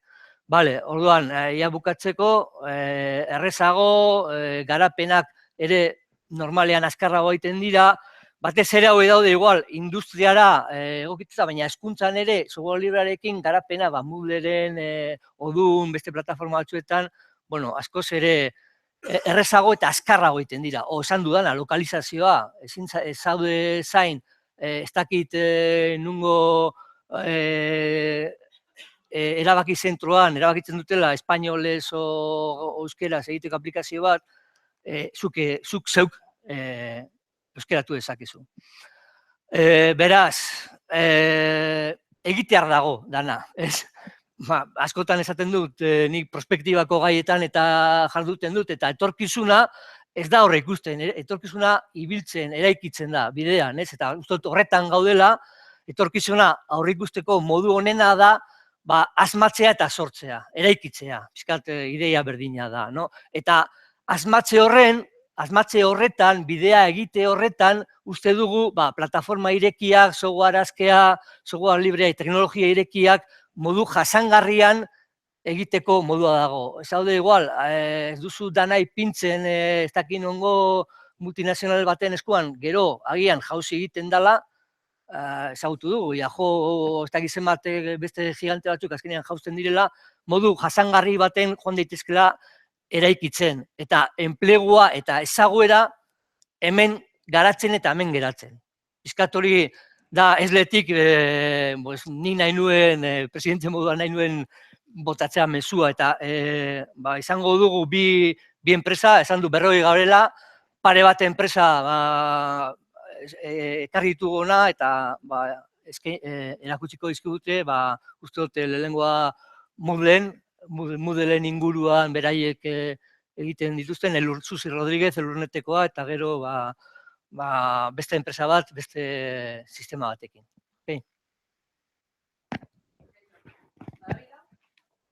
Bai? Eskerrik asko, Eneko. Kaixo, bueno, Enekok esan duen bezala, ni Susi naiz eta Elurnet enpresatik nator, ez lehen barruan dagoen enpresa bat. Eta nire asmoa da, zuei hitz egitea, zertaz aritzen garen, bale? Eta horregatik ditu diot aurkezpenari pedagogiaren menpe dagoen teknologia. Ze guk egiten duguna da, enpresei, dozentei, erakundei eta laguntzen diegu beraien irakaskuntza prozesua hobetzen teknologiari esker. Hau da, ni beti esaten dut eta kontraesan bat eman aldu, guk ez dugula saltzen teknologia. Teknologia egia esateko ez du ezertarako balio, atzetik ez badago arrazonamendu bat, eta uste dut aurreko ponentea, egia esan aurreko ponenteak esan ditu nik esan behar nituen gauza asko. Baina, bueno, ondo dator, hola lehenago bukatuko dut, eta dano pozik, bale? Orduan, bueno, gure jarduera hoize da, ez? Galdetzen datenean zertara dedikatzen zaeten zuek, horretara dedikatzen gara. Laguntzen dugu irakaskuntza prozesu hori hobetzen, baina kapazitaziotik. Hau da, teknologia erabiltzen dugu, bai, baina aurretik ipintzen didaktika. Akonpainamendua, bai, dozentekin eta erakundeekin eta egoten ulertzen nola funtzionatzen duten, zelan hobetu alduten, eta behin definituta dakagunean, zelan egin behar dugun lan, zelan egin nahi dugun lan, zelan aldatu nahi dugun gure irakaskuntza prozesua, zelan hobetu nahi dugun, orduan ja jartzen ditugu tresnak, ez? Eta ez alderantziz. Hau da, guk ez dugu ekartzen soluziorik, hau, instalatzen baduzue zuen eskolan, zure problema guztiak bukatuko direla. Ez delako egia. Eta ez delako egokia ere egokitzea zuen irakaskuntza prozesua tresna batir. Ez daka zentzurik, beriz, bale? Orduan, nahi dut zuekin konpartitu bost ideia, bale? Eta eskertuko nuke norbait, ez baldin badago ados, altzatzea eskua, bale? Eta esatea. Lehenengo refleksioa da, danok garela irakasle potentzialak ikasle garen inean, bale? Danak gai gara, zeo zer ikasteko, berdin dio irakasleak izan, bale? Irakasleok ere ikasten dugu. Eta gure ikasleak be, gai izan daitezke zerbait erakusteko bere ikaskidei, eta baita guri ere. Bale? Ni ere andereño izan naiz, ama naiz, eta egunero ikasten dut nire txikitatik. Bale? Eta haiek ere, hori, irakasleeken potentzia dire, bai? Denok ikasten dugu asko besteak ikusten. Bestela ikusi YouTube, bale? Egia da, osea, gaur egun ez dakina zerbait egiten, da ez delako sartzen YouTubeen. Ni naiz desastre hutsa sukaldaritzan, orain, YouTube esker egiten ditu Madalena batzuk, increíbles.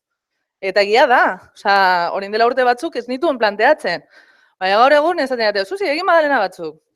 Venga, zergatik ez, YouTube. Vale? Eta hor, ikusten dugu, eta benetan, edonor gai da hori egiteko. Bestegi azalduz, edo zerbait erakusten diogunean, hobeto ikasten dugu, eta hobeto barneratzen dugu. Jo, zuek irakaslea zarete. Prestatu behar dituzue zuen gaiak. Irakasten duzuena, ziur nago, urtea pasatuko direla eta ez duzuela ahaztuko. Beti, prestatzen duzunean zerbait, azten zarenean zerbait azaldu behar diozunean beste bati, askoz hobeto barneratzen duzu. Besteak ulertuz gure buruak aldatu egiten dira. Besteak entzuten, besteen ideiak entzuten, aldatu egiten gara. Ze ideia berriak okurritzen zaizkigu, gauza berriak ikasten aldatu egiten dugu. Eta, noski, hobeto ikasten dugu ingurunean, malgua denean, eta gure beharretara egokitzen denean. Ez bagaude gustora, eta orain asko hitz egiten da, inteligentzia emozionalak, eta bar, eta emozioak, eta ume bat, baldin badago triste, baldin badago haserre, ez badago gustora, ez du ikasiko, bale? Orduan, horregaitik ari gara orain hitz egiten, aurreko ponenteak eta hitz egin du, entorno, flexibles, aizer, vale? Eta hori ere, gero eta gehiago entzuten ari da eta ulertzen da. Bueno, badakizuez hauek, ados zaudete? Bai? Orokorrean? Bueno, esan behar dizuet, ideia hauek dira, zuek oso ondo ezagutzen duzuen tresna baten oinarriak, printzipioak. Moodlenak. Horretan oinarritu zen Moodleen garapena. Baina ere gehiago esango nuke. Horretan oinarritzen da, Eslen barruan dauden enpresa gehienen jarduera. Zer nahi dut, hau, guretzat ez da berria, Moodle atera zenean, edo Moodleek ematen ditun irakasteko edo erabiltzeko modua, guretzat ez da bat ere berria. Guk premisa guzti horiek, software garapenean, eta software librearen garapenean, praktikatu izan dugu orain dela urte pilo bat. Guk garatzen dugu, baina konpartitzen dugu. Gaude, 40 enpresa, adibidez, Eslen, eta askok egiten dugu gauzak oso antzekoak, eta kompetentziak izan algara batzutan, baina gehienetan kolaboratzen dugu, eta batzuk ikasten dugu besteen gandik. Eta hori da ideia, eta hori da, adibidez, Moodleen dakan ideia. Eta konturatzen bazarete, pedagogiari buruz hizketan ari gara, ez bakarrik teknologian. Hori da hasieran esaten nuena. Nik ez dut etortzen eta sartzen dut tresna bat. Nik lehenengo pedagogia hitz egiten dut. Zergatik esaten dut hori? Porque askotan informatikariak horrelakoa de gara, horre egoten gara, gure trastekin, superpozik, horrela gara zoriontzuak eta emozionatu egiten gara, eta egiten ditugu izugarrizko funtzionalitateak eta juten gara bezeroaren gana, eta beitu, plataforma egiten du hau, eta daka beste hau, eta begiratu zen nolako funtzionalitate dakan, eta ala. Baina gero, errealitatean da, zentrotan, azten zaredean erabiltzen, hau izaten da, irakaslearen espresioa. What the fuck, bale? Osea, zer da hau, ezin dut hau egin, bale? Orduan, horregaitik esaten dut, oso ondo dago funtzionalitateak garatzea, ez dakiz zer, hola, baina ez daka zentzurik funtzionalitate guzti horiek ez badugu zentzua hartzen. Bueltatuko naiz Moodlera, eta egia zen hau, justu aurreko ponenteak oso ondo azaldu du. Gu juten garenean, gu Moodle ingurunea erabili dugu bai enpresan, dakagu 10 urteko esperientzia, ez gehiago. Baina, bueno, hori, enpresekin, erakundekin, zentrotan, eta bar. Eta normalean, jendea dakan ideia Moodleen inguruan da, edo e-learning, noski oso tresna ona da e-learningerako, eta oso erabilgarria, baina zentrotan, batez ere eskoletan eta juten garenean, gehienek erabiltzen dute horrela, material biltegia. Hori justo aurreko ponentek esan duena, esan dut, bueno, ja, bano etzera, baina, bueno, hori da. Azkenean, hori, material biltegi bezala erabiltzen da. Baina, begiratzen badugu zer den Moodle, eta Moodle akronimo bat da, hori da, Modular Object Oriented Dynamic Learning Environment. Hau da, objektutara orientatutako ikasteko ingurune dinamiko modularra. Ikasteko ingurunea. Osuena, hori aurreko ponentziatik, inon ez du esaten e-learningerako tresna bat dela, inon ez du esaten repositorio bat dela. Repositoriako badaude beste tresna batzuk, Osea, ez dut esan, bueno, Dropbox etala, baina daude ere soluzio librean, jakiteko. Baina ez da hori, da ikasteko ingurune bat. Dagoela diseinatuta ikasleen eta irakasleen arteko interakzio aberasgarriak suertatzeko. Ez dago pentsatuta hori, materiala hor usteko, eta listo. Eta Moodle, bere oinarrian etala, nik esango nuke, hau funtzionalitate edo, badago hortik interneten bilatzen baduzue zer den Moodle legorekin azalduta, gomendatzen dizuet bilatzea, oso ondo azaltzen du zer den eta bar, Nik esango nuke hori, dela tresna bat, engranaje bat, eta berarekin informazioa kudeatu dezakegu, edukia sortu, komunikatu, elkarlana landu, ebaluatu, eta azkenean ikusten baduzue, ez nago esaten ze funtzionalitatea ditun, sonatzen zaizue hau pixka bat, kompetentzia digitalak, eta bar, justo, holako kompetentziak lantzeko oso tresna adibidez egokia da. Hori da, guk etorri gaitezke eta esatea, beitu, daka, foroa, mesularitza, egutegia, ez da zer. Eta niri zertarako balio zait guzti hori, ez badago atzetik didaktika bat, ez badago aurretik pentsatuta zelan erabiliko dugun.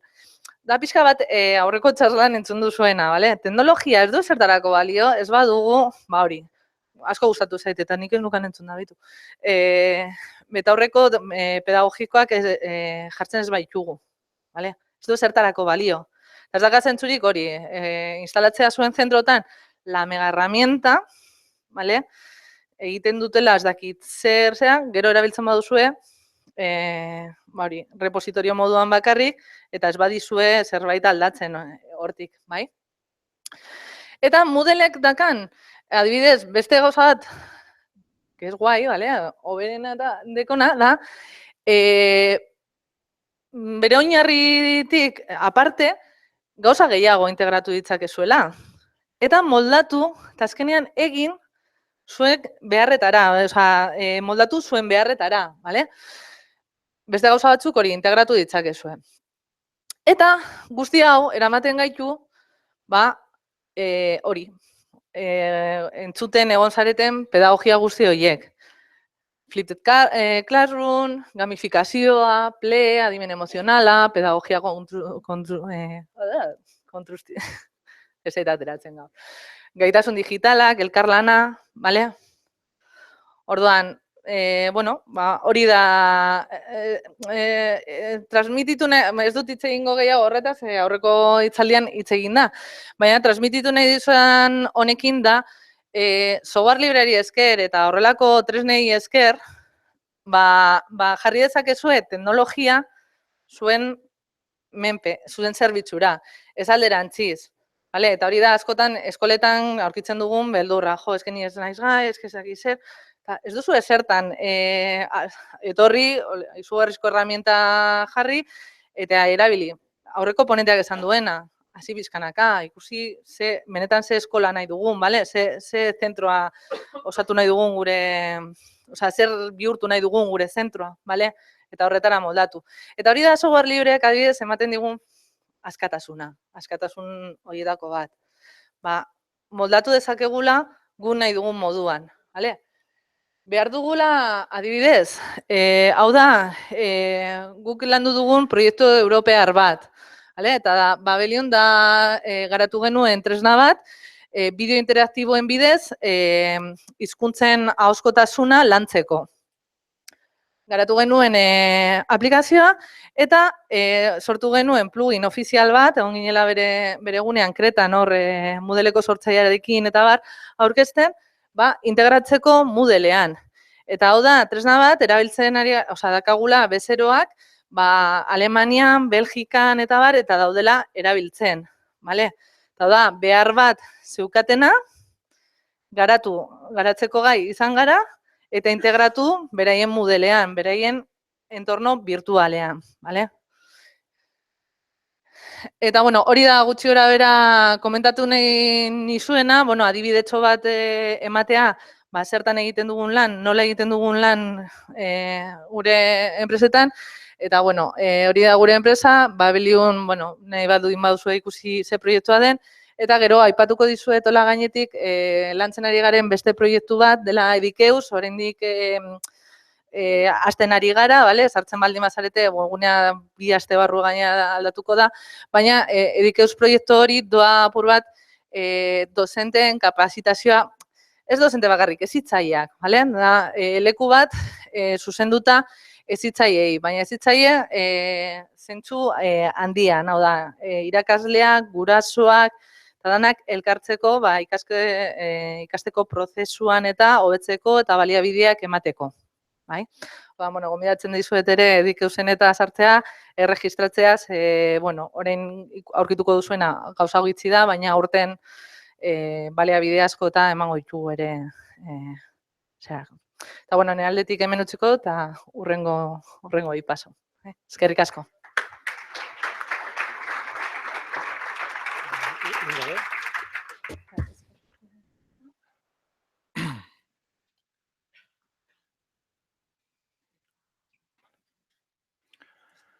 Hola, buenos días. Soy Luis Miguel Manzanedo de Ingeos y voy a intentar hacerlo rapidito porque ya me imagino que tendréis hambre y esas cosas.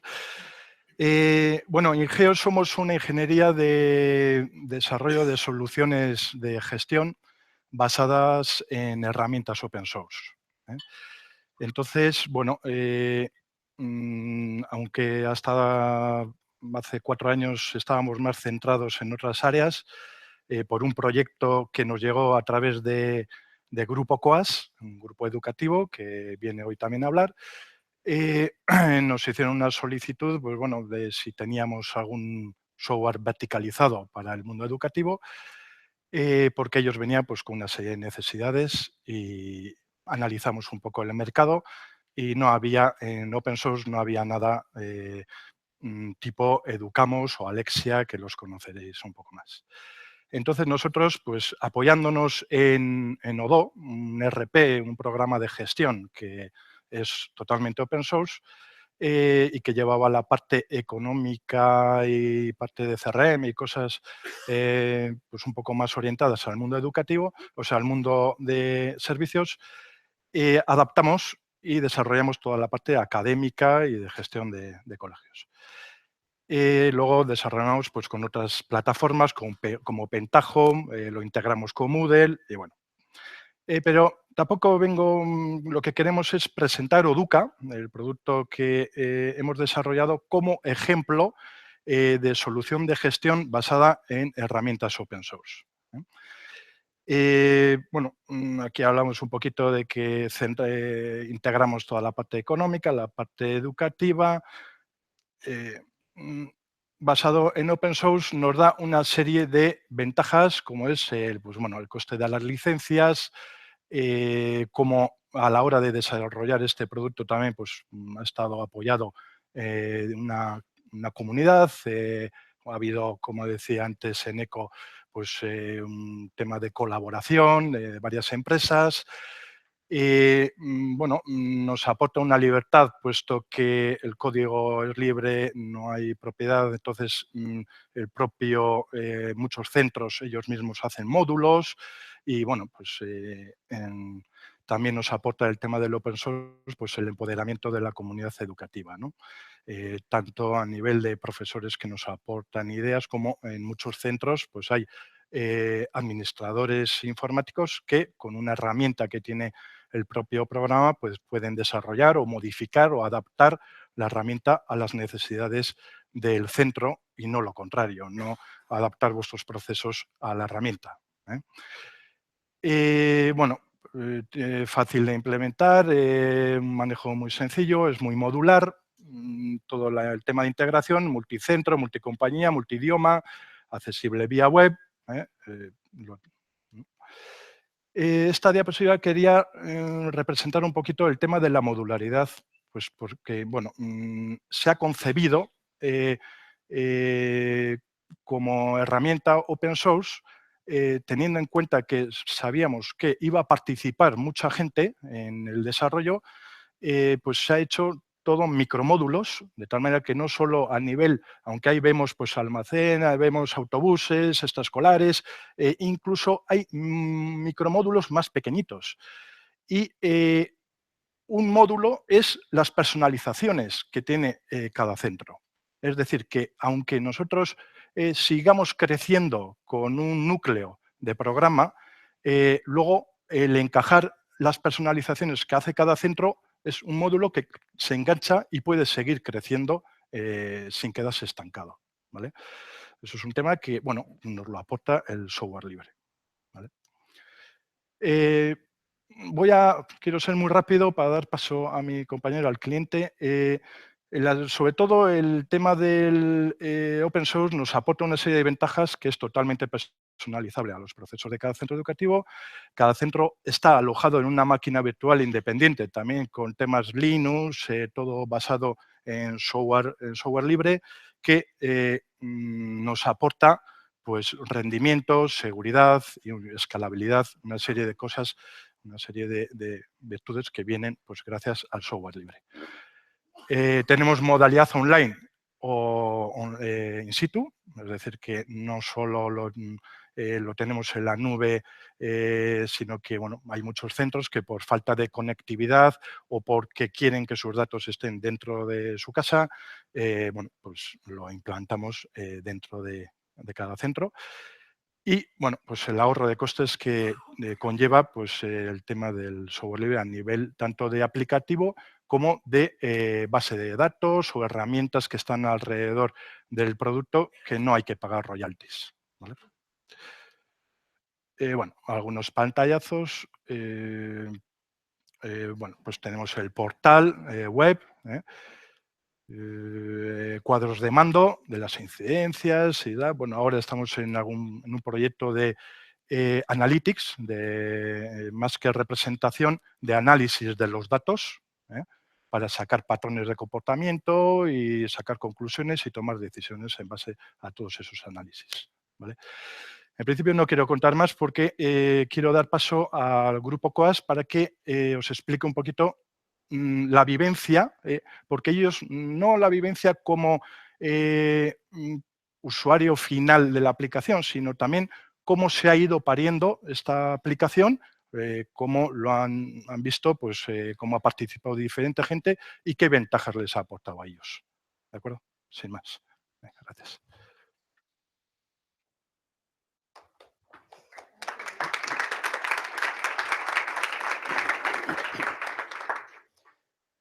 Hola, buenos días. Soy Nicolás Ayesta. Yo pertenezco al grupo educativo COAS, soy el coordinador informático y me ha tocado un poco todo lo que ha contado Luis Miguel, que ya prácticamente poco más os voy a contar, pero os diré algunas cosillas.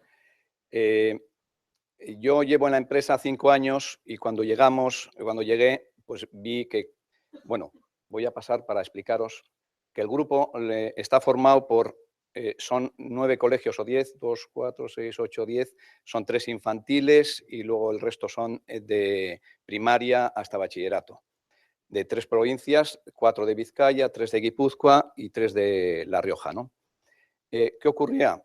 Cada colegio tenía su propio programa de una plataforma diferente.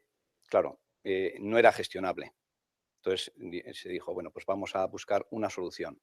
Entonces se barajaron pues, todas las soluciones que en ese momento había. Como ha comentado, estuvimos viendo el programa de Educamos, Alexia, pero no cubría todas nuestras necesidades. El entramado que hay, claro, al ser de diferentes provincias, están las empresas que son fundaciones, luego están las empresas pedagógicas, están por otro lado las AMPAs. O sea, al final salen creo que unas 17 empresas, sociedades, ¿no? Diferentes, que claro, se gestionan desde COAS, que es, se puede decir, la oficina que gestiona todo ello, ¿no? Entonces, claro, partiendo de eso, buscamos una solución. Y claro, no la encontrábamos en Educamos, que está muy bien, o sea, las aplicaciones son muy buenas, pero no cubrían toda nuestra expectativa, ¿no? Viendo posibilidades, claro, analizamos todo, el tema económico también muy importante y, claro, vimos software libre, OpenRP en su momento, ahora Odoo. Pues yo miré en España cuántas empresas llevan este producto y en aquel momento eran 14. Y dijo, a ver, ¿dónde están? Y digo, jolín, en Derio tengo. Pues, y es cuando contactamos con Ingeos, ¿no? Entonces le llevamos la propuesta y le dijimos, bueno, tenemos esta necesidad. ¿Qué podemos hacer? Entonces, pues bueno, hubo una serie de reuniones y, pues bueno, ya se llegó a un acuerdo y se empezó. El grupo lo forman aproximadamente unos 420 empleados, son 3.700 alumnos, hay casi 3.000 familias y ahí está indicado el tema tutorías. Es un tema pues, que nuestros colegios lo llevan, es decir, tutorías con alumnos y tutorías con familias, ¿no? Esa es una de las cosas, peculiaridades que les pedíamos que tuviesen, cosa que también hablamos con Educamos y demás, aunque les gustó el producto, lo que les presentamos, quizás a ellos igual no les parecía importante, porque claro, igual no se lo solicitaban todo el mundo, entonces su desarrollo era demasiado caro, ¿no? Bien, el tema económico, que fue muy importante, ciertos colegios de los nuestros tenían una aplicación hecha en FilmMaker, que es un producto de Apple en el cual va licenciado, ¿no? El licenciar a todos los colegios suponía un coste económico muy, muy importante, con lo cual decidimos por ahora aparcarlo, ¿no? Estuvimos viendo también, como hemos dicho, Educamos y Alexia, que tiene su coste económico. Barajamos por el número de alumnos el precio que puede tener y dijimos, pues igual no nos compensa porque en X años podemos ir haciendo una nueva aplicación casi cada X años, ¿no? Entonces, al hablar con Ingeos, pues bueno, se llegó a un acuerdo y entramos en el producto. La forma de entrar, empezamos primero, claro, primero hay que definir toda la estructura empresarial para luego de ahí ir colgando todos los colegios y demás, ¿no? Entonces, lo primero que se hizo fue toda la parte gestión empresarial. Se puso en marcha todo esto y ya al año siguiente elegimos uno de los colegios para arrancar en ese colegio. Arrancamos y bueno, no solo arrancar, sino que a medida que se han ido desarrollando, han ido saliendo nuevas necesidades. Es lo que hemos visto y lo que esa es otra de las facilidades que hemos encontrado nosotros en este producto, que no estamos constreñidos, sino cualquier cosa que necesitemos, la hablamos y se puede desarrollar. Hombre, todos sabemos, y mucha gente por ahí no lo sabe o no lo quiere saber. Software libre no quiere decir software gratis. Es decir, todo esto, es decir, el software como tal está libre de licencias y libre de uso y libre de copias, pero el adaptarlo a tus necesidades conlleva un costo económico, que eso es lo que la empresa lo asume. Hay gente, ya digo, que no lo entiende, ¿no?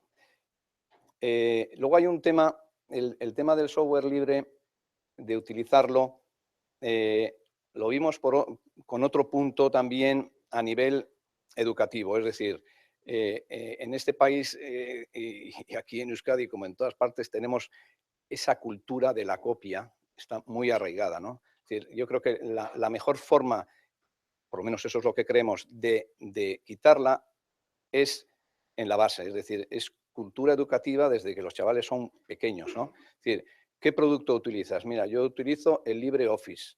De hecho, en los colegios, excepto en las secretarías, que tenemos licencias de Office, el resto de personal utiliza el LibreOffice, ¿no?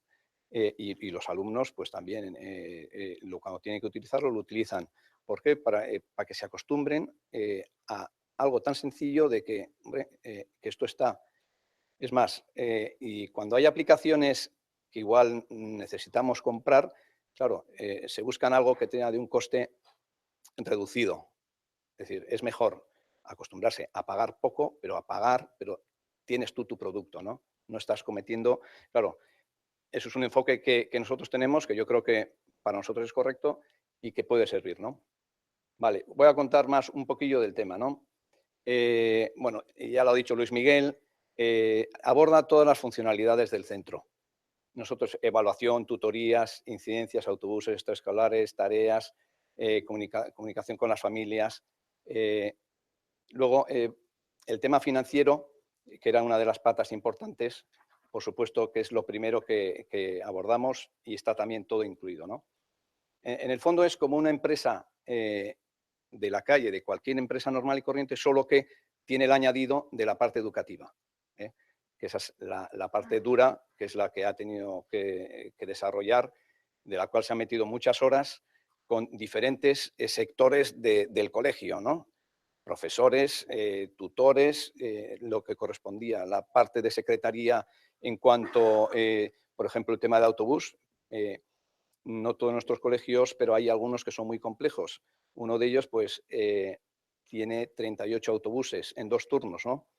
Con lo cual, el primer turno, que es de mayores, no hay problema, porque ya son mayores y saben lo que tienen que hacer y dónde tienen que ir. Pero el otro turno, que son desde 0 años, 1 año más o menos, hasta, pues no sé si son tercero, cuarto, quinto de primaria, claro, todos esos salen todos los días un listado a cada encargada de autobús con la gente que tenía que ir en el autobús, cuántos son, cuántos van, quiénes no van de todos esos, porque le he ido a recoger, porque claro, todos los días hay padres o madres que avisan y dicen, paso a recogerle a mi hija. Entonces, claro, se mete al ordenador y eso, claro, en el colegio, ¿qué ocurre? Y eso lo digo sinceramente, es decir, que a un padre tú un día o dos le expliques mal las clases a tu hijo, pues igual no le importa. Pero que se queden en el colegio por no haber cogido el autobús, eso es un problema, y un problema muy gordo, ¿no? Entonces, pues el tema de autobús era un tema muy serio y además crítico, que cuando pusimos en marcha la aplicación hubo 2 momentos críticos. Ese fue el primero, el primer día además, ¿no? Que no se quedase nadie, ¿no? Y fue perfecto. O sea, y el segundo momento crítico fue la facturación. Es decir, no puede fallar la facturación porque claro, es de lo que vives, ¿no? Y también fue bien. Con lo cual, en ese caso fue un éxito, ¿no? O sea, en ese caso y en lo demás, ¿no? La verdad es que después de esta experiencia que hemos ido implantando ya, empezamos en un colegio, hemos implantado ya en otros 3 más, se implanta por fases, ¿no? Pues primero empezamos con la facturación del colegio, luego empiezan tutorías, tal, y ahora estamos ya terminando de implantar en los colegios de Guipúzcoa y de La Rioja la parte educativa. Bueno, os he ido contando cosas que están escritas. Luego el último punto se va a implantar, no sé si este mes o el mes que viene, es el portal de las familias. El portal de las familias es en el cual un padre se loguea y entra En nuestro caso, en el grupo ocurre que hay padres que tienen hijos en 3 colegios distintos. Uno es infantil, nosotros tenemos educación diferenciada, ¿no? Colegio de chicos y de chicas, ¿no? Entonces, claro, puede tener en infantil en el de chicos y en el de chicas, y ocurre, ¿no? Entonces, cuando uno entra al portal de las familias, se loguea y le aparecen pues, todos los hijos que tiene en el global de los centros, ¿no? Entonces, pues bueno, selecciona el hijo y ve pues, todo lo que tiene que ver con respecto. Antes ha sacado una diapositiva que era el pantallazo inicial, ¿no? Esto es lo último que se va a implantar, por eso, en concreto, en los colegios de La Rioja y Guipúzcoa no se ha arrancado todavía porque ellos tenían en menor medida un producto en el cual subían a una web notas de los hijos y tareas y, claro, los padres lo veían. Claro, el arrancar sin que puedan ver eso es un cierto retraso, con lo cual hemos esperado a tener eso terminado para acabar de implantarlo, ¿no? Bien, ¿qué más deciros? ¿Qué cosas, es decir, ventajas que puede tener, ¿no? Es decir, el gestor se ha adaptado a nuestra forma de trabajar, ¿no? No nosotros al gestor, ¿no? Es decir, ese era el problema que teníamos con Educamos y otras aplicaciones, Alexa y demás, que digo, que son muy buenas, porque las estudiamos y son muy buenas, pero claro, ellos no nos garantizaban una respuesta, la que le pedíamos nosotros, ¿no? Luego, necesidades específicas de los centros las podemos adaptar y las adaptamos perfectamente también, ¿no? Luego, el gestor, claro, a medida, claro, todo tiene, y sobre todo para ellos necesitan decir, vale, aquí se acaba. ¿Qué ocurre? Es que llevar la implantación y claro, mejora de la implantación, mejora y esto, y al final no acabamos, ¿no? Hay que decir, hasta aquí se acaba y luego seguimos ya con mejoras, ¿no?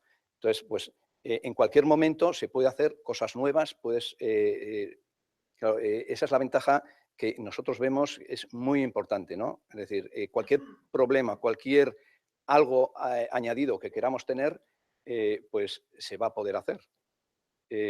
Hay un proyecto que tenemos que es el tema comedor. Bueno, sabemos quién come en comedor, quién come de tartera o de comida de casa y quién no come, ¿no? Pero es muy interesante para ciertas personas saber si realmente su hijo ha ido a comer o su hija. Todos sabemos los problemas que puede haber con el tema de anorexia, las niñas a determinadas edades por problemas o sin problemas de anorexia, es decir, porque, pues yo qué sé, tiene una mala temporada, pues no acude a comer, ¿no? Pues es el poder gestionar todas las entradas al comedor, es decir, por lo menos que ha ido al comedor, ¿no? Que ha ido y que ha salido. Y a qué hora ha ido y a qué hora ha salido. A ver, no puede saber realmente si ha comido o no ha comido, pero por lo menos si ha ido al comedor, saberlo por lo menos, ¿no? Bien, ¿qué más cosas tenemos? Vamos a ver, facilidad de acceso. Claro, antes las aplicaciones que teníamos en los colegios eran dentro del propio centro, en la propia red y punto. Ahora mismo, pues bueno, cada profesor accede desde cualquier lugar con su usuario y contraseña y no hay ningún problema, ¿no? Se puede utilizar y de hecho se utiliza en dispositivos tablet, en móvil, en lo que sea. Móvil, pues bueno, tiene más problema porque es muy pequeñito, pero bueno, en la tablet se gestiona bastante bien, ¿no? Luego, lo que hemos hablado del tema económico, que era muy importante, no se pagan licencias. Luego, el coste inicial pues es la adaptación que hacemos a nuestras necesidades, ¿no? Luego, el mantenimiento anual, por supuesto, es mucho más económico de lo que podría haber sido cualquier otro producto. Y entonces, al final, echas cuentas y dices, pues me compensa, ¿no? ¿Qué ocurre? Yo que venía del sector de la empresa privada, empresarial me refiero, no educativo, no del sector educativo, sino de la industria, claro, en una empresa tú puedes tener para el año siguiente unos objetivos, es decir, voy a vender un 5% más. Aquí, vamos, lo tienes muy claro. Como no aumentes más líneas, tú sabes los ingresos que vas a tener el año que viene, el siguiente y prácticamente el siguiente, con una mínima subida si es que la hay, ¿no? Con lo cual, lo que hay que hacer es ahorrar costes, no meter más gastos porque tampoco tienes dónde gastar, ¿no? Vale, vale, otros aspectos a destacar pueden ser, y ya termino, el entorno es muy intuitivo, es web, entonces pues todo el mundo lo utiliza y lo sabe, se implanta muy rápidamente. Luego, bueno, se supervisan y se ponen todos los perfiles a medida de cada usuario, de cada tipo de profesor, si es encargado, si es, se dedica al tema de notas, secretaría o lo que sea, ¿no? Y luego está el portal de las familias, en el cual, claro, ahí van a acceder, claro, teniendo en cuenta que hay unas 3.000 familias y ahí van a estar metidas, por ejemplo, todo el tema de tareas, exámenes y demás, aunque se supone que los alumnos en la agenda lo apuntan, al final, pues muchas veces el seguimiento de los padres, a muchos padres les interesa. No todos, porque eso es así, ¿no? O sea, todos igual pues no entrarán, muchos pasarán, ¿no? Pero hay gente que está muy interesada en saber si sus hijos van a tener examen o no tienen, ¿no? Entonces, pues bueno.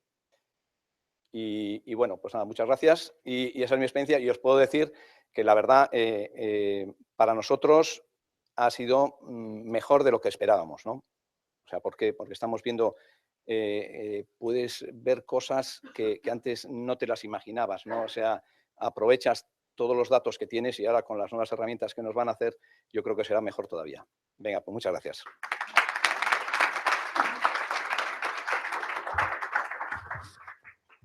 Bueno, eskerrik asko, ez dakit galderarik dagoen, pizkat nahi izan duguna da eremu ezberdinetatik, ekartzea software librearekin egindako pare bat esperientzia. Badaude beste pilo bat, baina bueno, egin dugu holan zozketa bat 40 enpresen artean eta bi ekarri ditugu gaurkoan.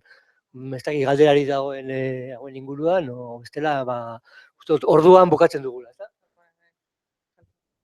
Bale, eskerrik asko elkarteari, eskerrik asko denoi, eta orain bazkaltzera. Badakizu 3:30 jarraitzen dugula. Bale? Venga, gero arte.